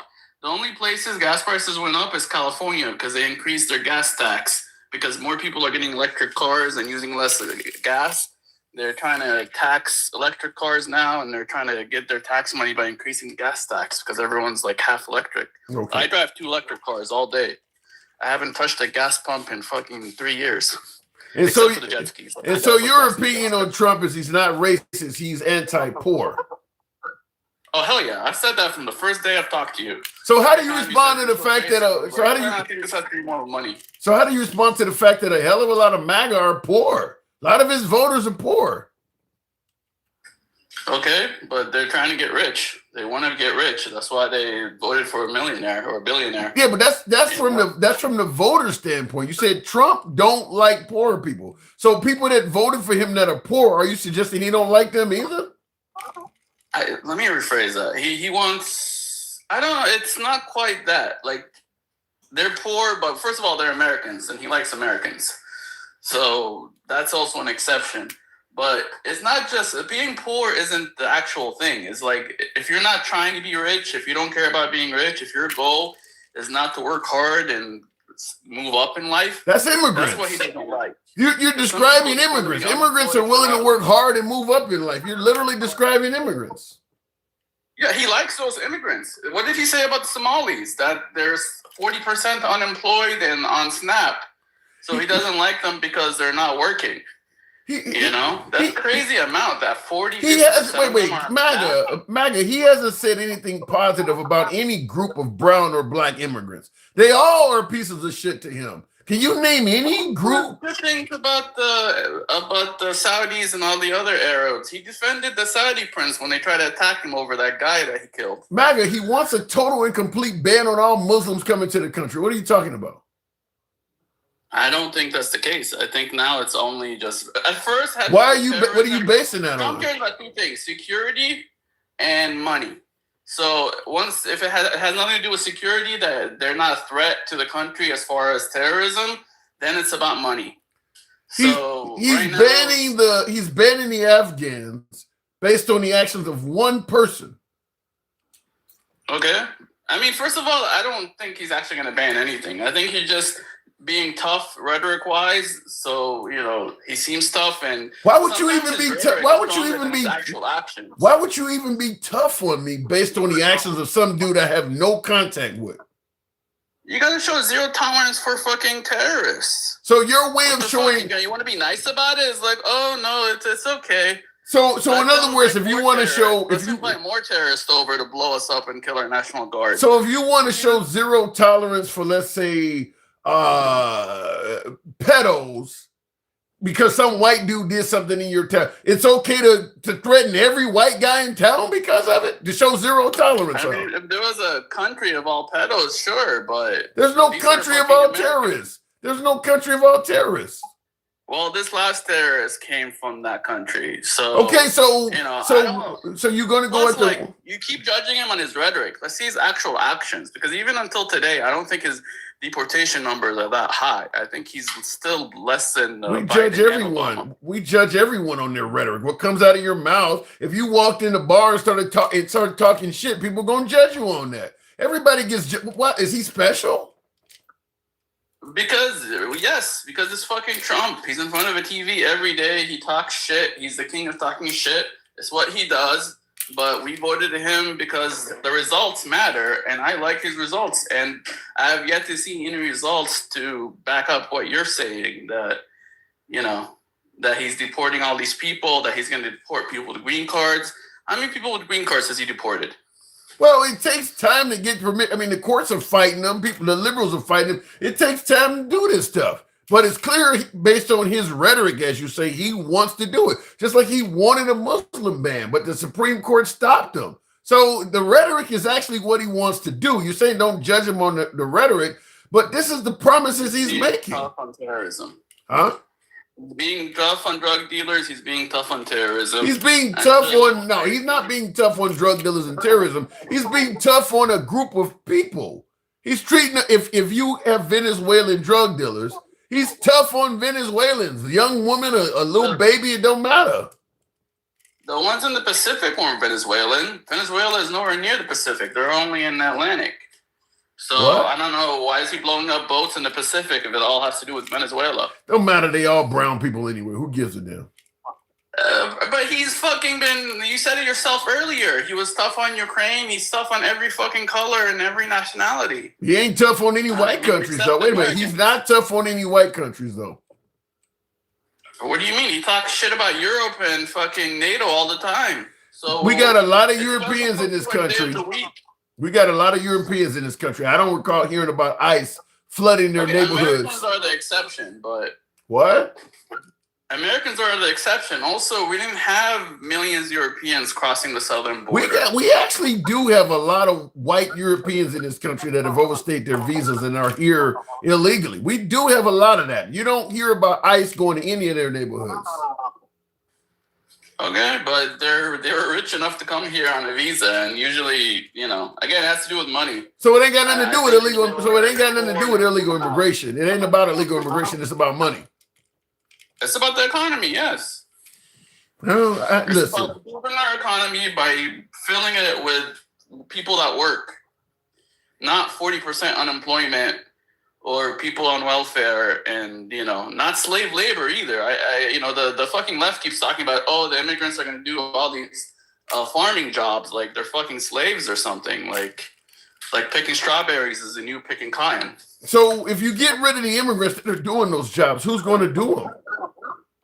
Whoever is left to do them, or robots. It's going to be robots eventually. No, and that's what the problem is that you're getting rid of people who are desperate enough to work these jobs, and the people that you're going to leave behind, they're not going to do them. I'd be curious to see how this is going to work, but I still think there's plenty of you know, immigrants that are here working like legal immigrants working low-paying jobs. Like my uncle works like the worst job, and we've tried to get him to move. We try to get him to get a better job, but he just likes things simple. He likes his $10, $20 an hour job, and he refuses to do anything else. And we're like, all right, at a certain point, I can't help you if you don't want to help yourself. I don't know. And, So you see nothing but love from Trump. You don't see any hate. Well, you admit he hates. You admit he hates poor people. Fucking poor and people who are hurting the economy. So you admit he hates the poor. People voted against him. You know, the Somalians, they were all like doing ballot gathering. Remember the guy in the Corolla with 300 ballots of Somalians in his fucking car? No, I don't remember. That was from the 2020 election, I think. I don't remember. So wait. If he hates the poor. So, because refugees and asylum seekers don't come here with money. So, are we going to ban all of them from now on because they're poor? I mean, if there's a reason he's doing it, it's that more than anything. If he told them they're rich fucking refugees, I don't think he would care. If he told them every refugee is $1 million, I think he would let them all in. So, in other words, this is just you have 5 million, you could be a refugee from anywhere and you come into America. So this is just a really selfish person. Don't ask me. It's not about him. It's about the economy. That money's not going in his pocket. You keep talking like the terrorists and all this money is going in his pocket. The man is making more money in this last year than the previous 78 years he's lived. Yes, he is. A lot of money's going in his pocket. The $5 million you pay to get this green card or this visa, there's no way in hell I don't believe that not a penny of that is going to him. That man is making money hand over fist. Any deal that he has to authorize, he is getting something out of it. Yet all he does is play golf. It's like Elon Musk. Elon Musk is the richest man on earth. Currently does not own a single mansion, and from what I'm told, he lives in a rental home for $4,500 a month. Yet he is not known to be very charitable at all. So he's fine keeping the money. Yeah, but he's done so much for the world by providing it, by making electric cars a thing, by providing internet all over the world, by revitalizing our space program. No, he's not doing shit for the world. He's doing it all at a cost. Plus, he's also doing what he can to limit other inventors from doing it as well. Look, his inventions help the world. I'm not denying that, but he ain't doing it for free or doing it out of the kindness of his heart. He's doing it at a cost. But I've already told you he's made The only reason I have an electric car other than Tesla is because he opened his charging network for non-Tesla cars at a cost. Because remember, fucking Biden spent all this money to get all these chargers installed and completely failed. You got I heard it spent after billions of dollars. It was 10 chargers that he put in, some pathetic number. We wouldn't even be supporting your electric cars, MAGA reacts, if Elon hadn't teamed with Trump. If Elon was on the liberal side of the aisle, Trump would be anti-electric cars right now. I had my electric car way before Elon and he was fighting against them back then too. Until Elon came on his team, he was anti-electric car. He was anti-subsidies, and he said they're not the solution. He's not just anti-subsidy. He's anti every form of alternative energy. He's anti-windmill. He's anti-solar panel. He's anti-e-vehicles. He is anti every alternative. He is pro big oil. He has never said anything critical of big oil. He has criticized all of those alternative energy conglomerates. Every one of those alternative energy sources he's criticized. Windmills cause cancer, all of that shit. He is pro big oil, pro coal, pro all of that old stuff because they were paying him. Because they're not there yet. They're not to the point where they could compete with big oil. They suck. Even my electric car sucks versus a gas car. No, I think you called it out right the first time. Subsidized, and I got it for a great price, and it has a lot of features that I can't get with a gas car. No, I think you called it out right the first time. He is pro money. The minute Elon Musk came along and started giving him money, he suddenly became pro Tesla and pro electric vehicles. Before Elon, he was talking about they didn't have any range, they didn't have any horsepower. He was laughing and making jokes of them. Elon Musk came along, gave him a ton of money. Now he's telling you to buy one. It is that clear. The dude is in it for the money, like you just said. It's about money. That's it. It ain't about nothing else. It's about money. Well, it's also whatever his goal is, which is his goal is to make money. His goal is to make money. He doesn't need to make money, Tim. He doesn't need to make money. None of them do. They make it sound like he's trying to get rich. He's already rich. At a certain point, it doesn't matter. Do you think he's trying to build rockets and do all this expensive, never done before shit? So I kind of understand with him why he needs the money, so no one can tell him no. But Trump has no ambitions to go to Mars. You're telling me he don't need the money. You think that wealthy people reach a certain level where they don't want any more money? Some of them don't, and it depends on. Give me some names. Give me some names of somebody who was rich and just decided I don't want any more money. I don't know a lot of billionaires. I don't know any of them. I don't know a single one that thinks like that. We'll see. Well, you can't say it either way. So don't say that they are like that. I can say it like that. I can tell you that because Elon, Zuckerberg, Gates, Bezos, Trump, all of them are continuing to work even though they have enough money for multiple generations of their family. They're still going out earning more money. None of them are other than Bill Gates, none of them are even known as being very charitable. Elon Musk ain't known for giving away shit unless it's to sway an election. He ain't known as a charity guy. He's the wealthiest man on the planet. He wants more money. Elon is a bad example because, like I said, changing the world has done more charity than anything else he could have done. But he's keeping the money. There's a lot, like the guy that did the 4-hour energy. He gives away all his money. There's a lot of billionaires that give away all their money. Okay. But like Elon, the 4-hour energy guy, Bill Gates is another good example. Thank you for bringing that up. There's a lot of billionaires that just give away their money because they don't need any more. But the wealthiest guy on earth being Elon, he's keeping all his. Because he's trying to build rockets. He's trying to go to Mars. What does that got to do with trying to be a trillionaire? Well, you kind of need unlimited money. No, because when he builds that rocket and makes a killing off of that, he's going to keep that too. I don't think you understand. I gotta move it on. First of all, it's his assets. We don't know how much money he has in the bank. We're talking he's a trillionaire because he's got this much assets, so his businesses are worth that much. I'm just saying you have to give away all his businesses, which he's not trying to do. I'm just saying he is the richest man on earth, and he is not known for being very charitable at all. So he's keeping the money. So for people who say, well, he don't need the money, he seems to be keeping it all. He is keeping the money. You can come up with any excuse for why he's keeping it, but he is keeping the money. an important part is consumption. He's not consuming all this fucking, like, he has the money, but it's just sitting in the bank just in case he wants to buy rockets, but he's not consuming it on mansions or luxuries. He doesn't drive in $1 billion car. He doesn't spend much. It's really more how much money you spend and how much money you're wasting on yachts and shit. Which is even You worse. know, it's how much money you have in the bank, especially when it's like business assets. That's not really, it's nothing. It's just your assets. To me, I'm just hearing greed. I got to move it on, MAGA. Appreciate you coming through. All right, moving on. Tap the screen, folks. By the way, get us on. We might be able to hit 200.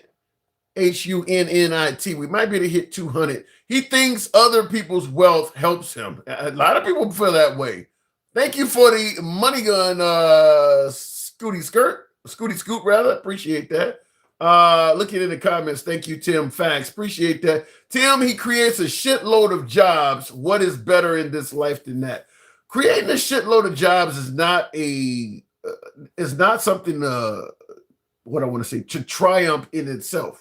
Because Amazon, let's take Jeff Bezos. Jeff Bezos with Amazon creates a shitload of jobs.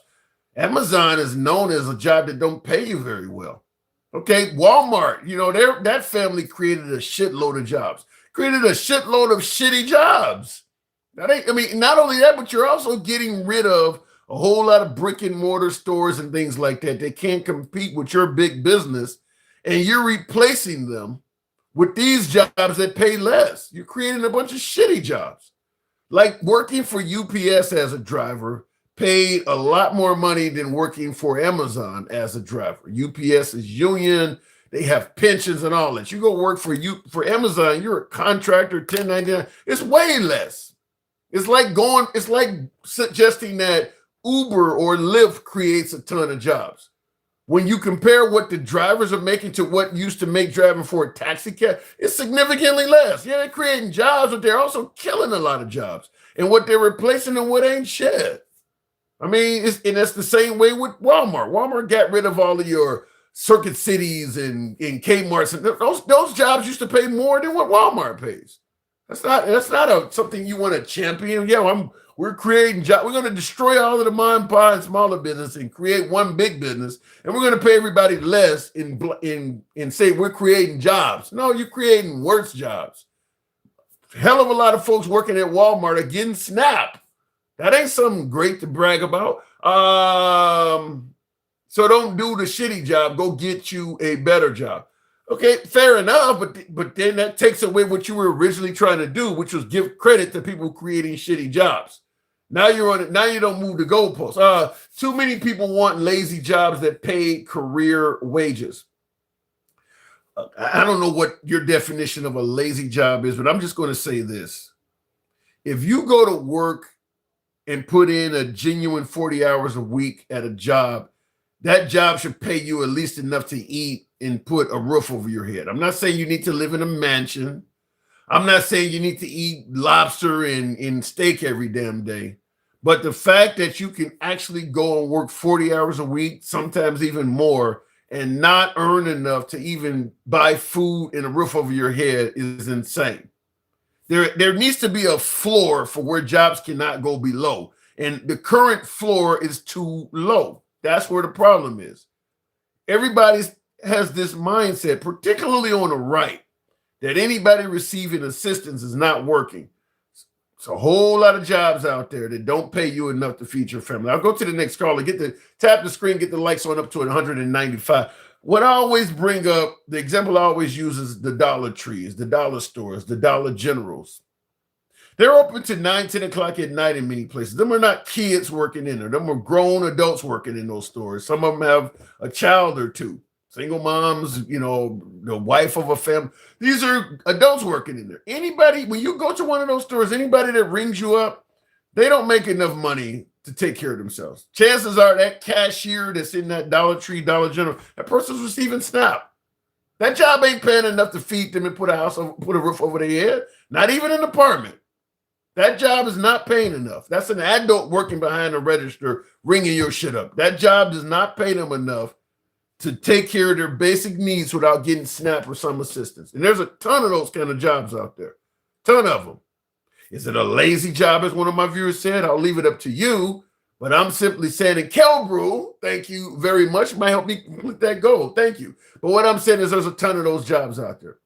It's a good chance the guy who drives your kid to school, your kid gets on the school bus in the morning, that guy ain't making enough money driving that bus to feed his family and to put a roof over his head. That job don't pay enough to do that.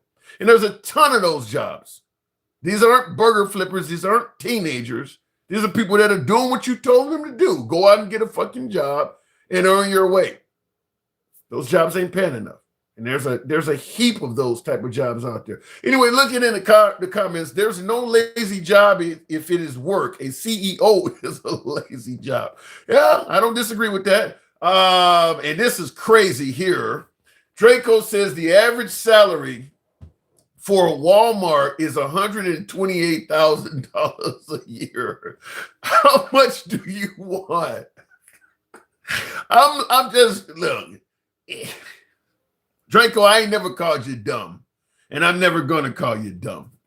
But if you believe the average salary for Walmart employees is $128,000 a year, I could drop you off at any Walmart in existence, and you probably would not be able to find a single person in that Walmart that makes $128,000 a year, unless maybe the general manager happened to be in that store that day.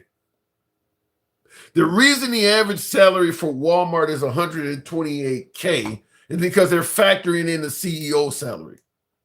I could have a staff that is 200 people, and all of them are making anywhere between $30,000 a year to maybe $80,000 a year.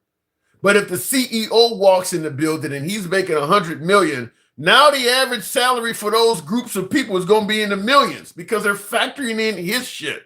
It got nothing to do with the workers. You're just taking a few people who make an astronomically high amount of money, and they are what is fucking up the average. The average salary for Walmart employees is not 120. Let me go back to the box. Can't even believe you typed that in.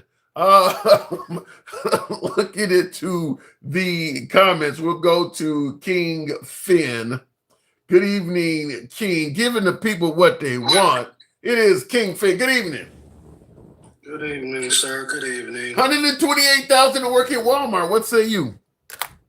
You know that's some bullshit. I ain't gonna play my music tonight. You know what? I gotta give you something. I gotta give you some credit today. Gangsta Grandma didn't give me shit, so give it to me. Gangsta Grandma didn't give you shit, but I give you some credit today. You actually weren't fluffing today. You didn't fluff. Thank you. I'll give you that. Okay. I'll give you that. You didn't fluff today. Today looked like the day you actually realized that you can't always defend this bullshit, right? You can't defend the shit that came out of his mouth today. No, I You can't can't. defend the shit that came out of Kristi Noem's mouth, can you?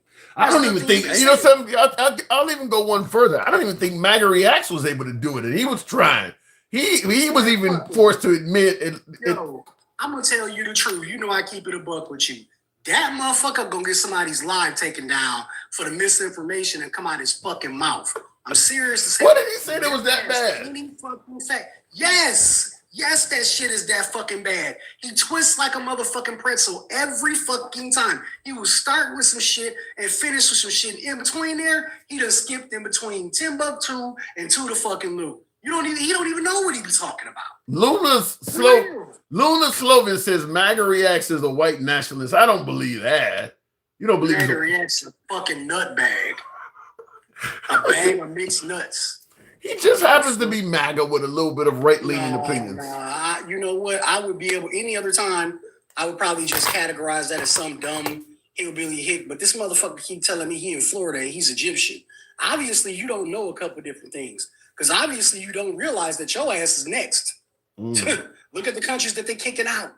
Who you think going next? That's a good point. He just said he's denaturalizing citizens. Yep. Who does that? I wonder who does that entail? That is a good point. And Jeremy, who's also MAGA, he said he's Colombian. That is a good point because Trump just announced that he's going to start reviewing green cards and things like that from countries of concern. And Egypt is absolutely going to be one of those countries. And Colombia probably would too because he's going to bring up the drug trade. So both of them are MAGA and they could find themselves getting a letter from, the Homeland Security Department.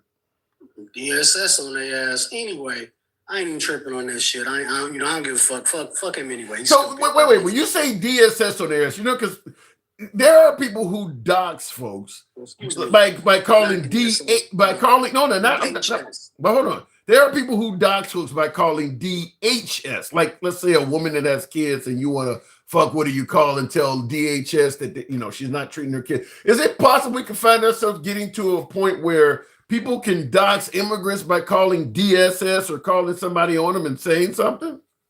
You remember that story in Chicago? I'm gonna honestly answer that question. Yes. You remember that story in Chicago that broke about the Black Hawk helicopter hitting and him sending those ice in there to the kids in the morning and all that shit. Mhm. Right. Remember what I told you the next day after that shit happened to look into what was her name? Trinity Flood? Or Trinity, damn, what was her last name? I think her name was Trinity Flood. Okay. So if you continue to watch into that story, you know that the only reason she did that was to get rid of that building to turn it over to the city controller, right? Yeah, I heard that story.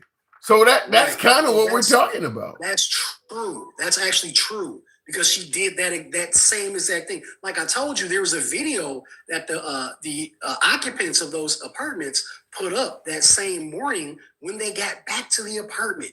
There were budget trucks waiting outside with their shit in them. How is this any different than calling the Gestapo to report that there may be a Jew in the house? My point exactly. My fucking point exactly. There you go. Here's your sign. Like Jeff, I forgot my man, the comedian that said, Foxworthy, Jeff Foxworthy. Yeah, I mean, that's what I'm starting to hear is that if you don't like your neighbors, if you don't like your Hispanic, you can just call and say somebody's in that house illegal and dox that whole home. And all of a sudden, a bunch of ICE agents show up and. Why not? Get rid of them. Also, the beginning of the show, because I've been listening and waiting, because you seen me I was cussing that motherfucker, hoodlum out. I've been cussing and snapping and raising hell in the comments since the beginning of the motherfucking show. No, the fuck you didn't. First of all, let's go here because I actually have the facts because I live in Minnesota, right? So here's the actual number. So the population in Minneapolis is actually 86,610, which is actually just 1.12% of the whole population of the state of Minnesota. Now, in America, total of Somali people in America, there's a little bit under 180,000 people, which means, yes, Minnesota does have the largest population of Somalian people here. While, unfortunately, nationwide and in Minnesota, white people are still the biggest number, the biggest percentage of people on SNAP benefits. So please, any of y'all saying that ignorant ass talking point, fuck off with it, because it's not real. It's not true. And, right? and real quick, it looks like they've already called that Tennessee race for the Republican candidate. It looked like it was up low 50s to high 40s, so 53% of the vote. Right now, they're saying 78% is in. The Republican Van Epps is 52.1% of the vote, and the Democrat has 46.8%. So it was close, but it does look like the Republic is going to win. With 78% of the polls polling or the polls in, that's still actually very close. They've already called it for him, though. We'll see. Yeah. They did the same thing in plenty of other elections. Also, going further on that, let me see, what was the other thing? There was something else that I heard earlier that pissed me off about about people receiving SNAP benefits. 35.4%. That's actually white people make up that biggest margin, like I said earlier. Also, the other thing I want to bring up was I heard somebody talking about the forefathers and the forefathers. Yeah, that was Kristi Noem said that. Yeah, right. We're in the Constitution or the Proclamation. Where did that have benefits at? Because I don't remember those people having benefits, did they? What do you mean benefits? Oh, you mean, I don't. No, that benefit, that stuff didn't even come around until damn near FDR or something like that. A couple hundred years later. Yeah. It was washing their ass with rope. She did not specify which countries she was referring. They cows drink. Yeah, she said in her post, she said, our forefathers built this nation on blood, sweat, and the unyielding love of freedom, not for foreign invaders to slaughter our homes, suck dry our hard-earned tax dollars, or snatch the benefits owed to America. Yeah, there was no benefits during the time of the founding fathers. In fact, for 100, probably 200 years damn near after, because benefits in being able to assess welfare and stuff like that stuff didn't come around until well into the 1900s. So, yeah, I don't know what she's talking about. Last thing I wanted to kick off before I jump off of this motherfucker really quick and go back to my. Oh, also I did want to tell you thank you for coming through the Chunkies live the other day. We really enjoyed it. That was really cool. I appreciate you for kicking it with us. And you are definitely more than welcome. I mean, from me and from Chunky, you're definitely more than welcome at any time to come on back through and kick it with us. The other thing I was going to say is, did you hear the story about Trump, about Costco suing Trump? Yeah, I've heard. What are they suing? Is it the tariffs? It's for the tariffs. Yes. $9 billion. Yeah, I've heard it. Yeah, I've heard about. I mean, and that could. I don't think they're going to win, because if they win the tariff war on Trump, I mean, we got to. I mean, it'll bankrupt America. We'd have to pay all those tariffs we've been charging those countries back. It's too late. He hasn't even paid the contractors for the White House. That's where they're not finishing the work on the White House. It's a blue tarp on the East Wing, Tim. I haven't. Is that for real? East Wing. Is that for real? Yeah, it's a fucking blue tarp on the East Wing, bro. What are you talking about? No, This is what it's doing. that can't be for real. No, dude, when people see this, and this is the problem I be having with MAGA, especially these goofy motherfuckers you be on here with, they twist themselves into fucking pretzels trying to make this shit make sense. It doesn't make any sense because the motherfucker wasn't paying the contractors. He did not have the, You telling me they don't stop the work on? I can't. Shit. I need to see a news story on that. I can't believe they having trouble Go paying the look at that contractors shit. It's off. a blue tarp on that bitch, and it's gonna be a blue tarp on that bitch because the investors that was paying for that shit are backing the fuck out. So guess what? He ain't paid the contractors. The investors are bagging out. The White House is gonna be fucked with a blue tarp over it all fucking winter. Tell me I'm lying. Go look it up and tell me I'm lying. Yeah, 'Cause I'm not. I see in the comments somebody says, yes, there is a blue tarp. My cousin lives in Washington, and it's Blue true. fucking But it can't be due to not paying, really? Yeah, it is. Yeah, it is. Yes, it is. Name another reason. Name The another weather. reason. The weather is why it's a tarp on it. No, dude, are you serious? I used to do utility location. They can put the motherfucking White House under basically a fort, a taped off motherfucking fort, and work on that shit. Are you serious? It's the fucking White House. They have the Army Corps engineers. Tim, are you fucking serious right now? Because of weather. Do you think that's gonna stop America? Not America. Not America. That's America, we got the best of everything, don't we? They held up building the White House, really? Wow. Yeah. Tell that motherfucker to pay his bills. Pay your tap, president. Pay your bills. While you sit up trying to kick out every motherfucking color of people. Pay your motherfucking bills. You lazy shit stain. How about this? That's the fucking problem. G said the tarp was used to protect the visual structure from the elements, but the White House cited it as a hazard, while activists maintained it was a peaceful protest in their First Amendment right.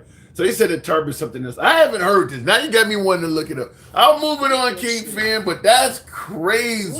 Look that shit up. You know, they gonna fluff for him. They gonna try to make sure that it don't look bad. But we all know what it is. That motherfucker didn't pay his motherfucking bills. Pay your bills. Stop trying to kick motherfuckers out. And we told you this shit a long time ago. I remember having the same conversation. Me, Mike, a couple other Miss Mobetta, to Keisha told your ass this shit was gonna happen. All of this shit was gonna blow up in his motherfucking face, and we be looking at blue tarp, money lost, motherfucker still shucking and jiving. Is he not? Because he's still dancing. As long as the hoofing is real, remember? We talked about it, but that is crazy. All right, King, I gotta go. That's fucking ridiculous. You know what I gotta do. You know what I gotta do.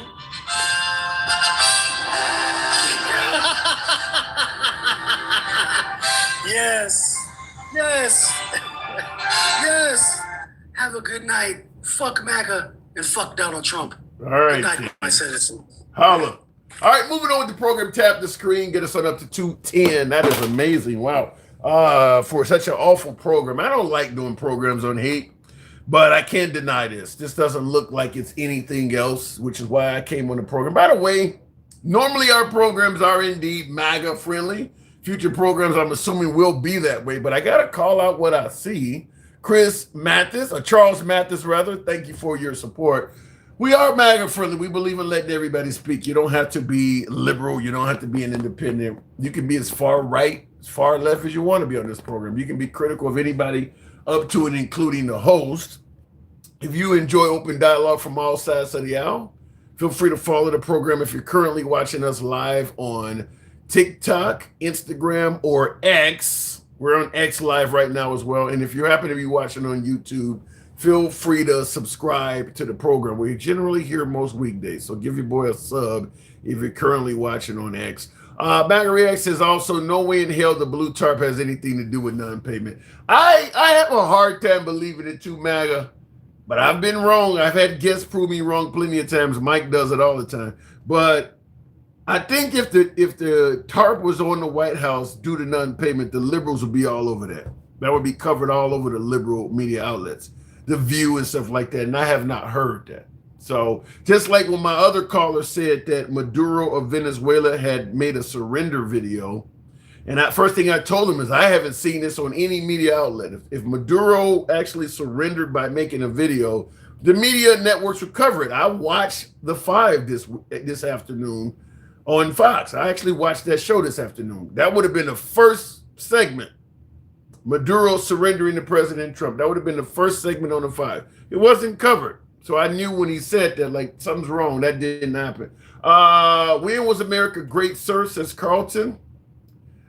Depends on who you ask. Look, right now with the way we're doing immigration and things like that, and talking about getting rid of green card holders and brown and black people or something, look, I get it. It looks like we're rolling America back to some awful period in history. But the way I always answer, what does make America great again mean?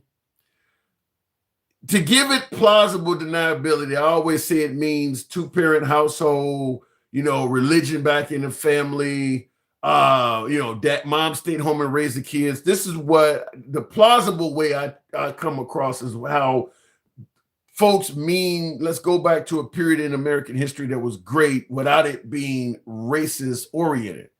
But the more Trump keeps talking about this stuff, kicking people out, and it's hard to skip over the fact that what he is saying is starting to sound more and more racist. I mean, I can't.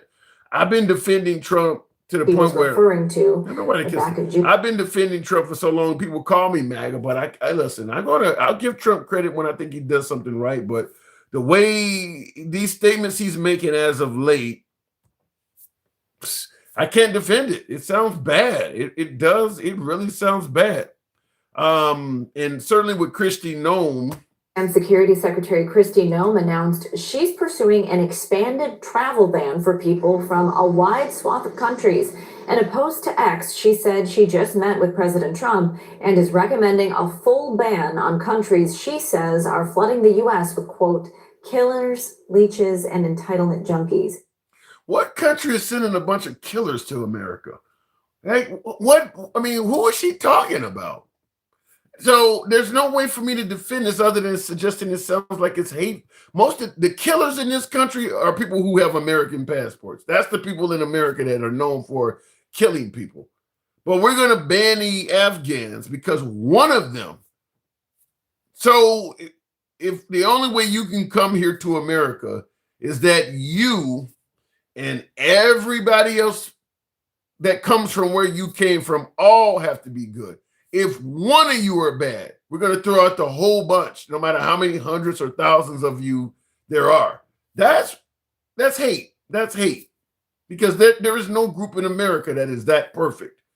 So, yeah, I can't defend that. I can't come up with any other plausible way to describe that other than they've been looking for an excuse to throw out the Afghans, and one of them has given the Trump administration that excuse. Like I said, this is very Hitler-esque, in my opinion, because that's exactly what he did to the Jewish people. Just started making up any excuse to treat them like that. It didn't take much. Just all you need is one of them. And by the way, America has a historical precedent of that. I mean, that's what happened with Black Wall Street. One person sparks people already hate this whole group of people. So if just one of them get out of line, it's enough to spark all of this violence and chaos to that group. They just needed an excuse. One of them whistled at a white girl, or one of them, stole something from somebody's car. It just takes one of them, because we already hate them anyway. We just need one of them to spark it off. That's what this Afghan thing looks like. We just need one of them to do some shit to give us a reason. I can't defend that as being anything else other than hate. I want to defend it, but I can't. It's discrimination. One white person don't define the USA. If the white person is the president, he does. If the white person does, if a white person as president or as leader, let's say a governor or somebody, if one of them does, let's say one black person, I'll take it off of white people. Let's say one black governor does something that is discriminatory towards whites, and all of a sudden a whole bunch of black people that voted for the governor all yelling, yeah, that's what we voted for, get him. And yeah, that's hate. That's what's happening right now, is that he is committing acts of discrimination, and a bunch of his supporters, yeah, get him, we voted for this. That's almost like the voting version of a bunch of tiki torches and pitchforks. That's kind of what that is. Get him, yeah, let's get him, go get him. That's kind of with him in the front of the crowd. That's kind of, it's a voting version of tiki torches. Like I said, I don't want to do this. I don't want to go down this route, but this stuff is terrible, man. This stuff is terrible. Look what's going on in the UK. Why would you want that in the USA? Because what's going on in the UK Grandmaster Enclave is exactly what we're doing in America. People suggest we don't want immigrants in this country because they're destroying the UK or they're destroying Germany. It's the same thing. You're pointing out a few people in the UK that's doing something wrong and suggesting that they're destroying the whole country. My guess is you could probably walk all over the UK and not be in areas where the immigrants are doing anything wrong. If you focus on something, you're going to always find a bunch. I mean, there are people who think the LGBTQ, the transgender people, are taking over the country and doing all. I mean, if you focus on it, you're going to make a mountain out of a molehill. I don't know, but like I said, to me, this sounds really Hitler-esque. It really does. Just make up a reason to go after people, and there you have it. Let me look in the comments, though. You're mad. You're mad because you can't defend him. No, I'm not. Listen, I'm mad because it's happening in our country. I would rather be able to see, look, I want to see good in everybody. I can't see any good in what Trump is doing. Just like with the Muslim ban he wanted. There's no good in that. There's no way I'm going to believe that everybody that practices the Muslim faith are terrorists. So why would you ban all of them? I mean, we got more people in this country that go and pop off all of the kids at a school than we do Muslims committing acts of terror. You're harming whole groups of people for the actions of just a very, very few. The only way you would do that is if you already hated them. Looking in the comments here, moving on with the program. I'll go to the next caller here. I don't know what I'm hitting here.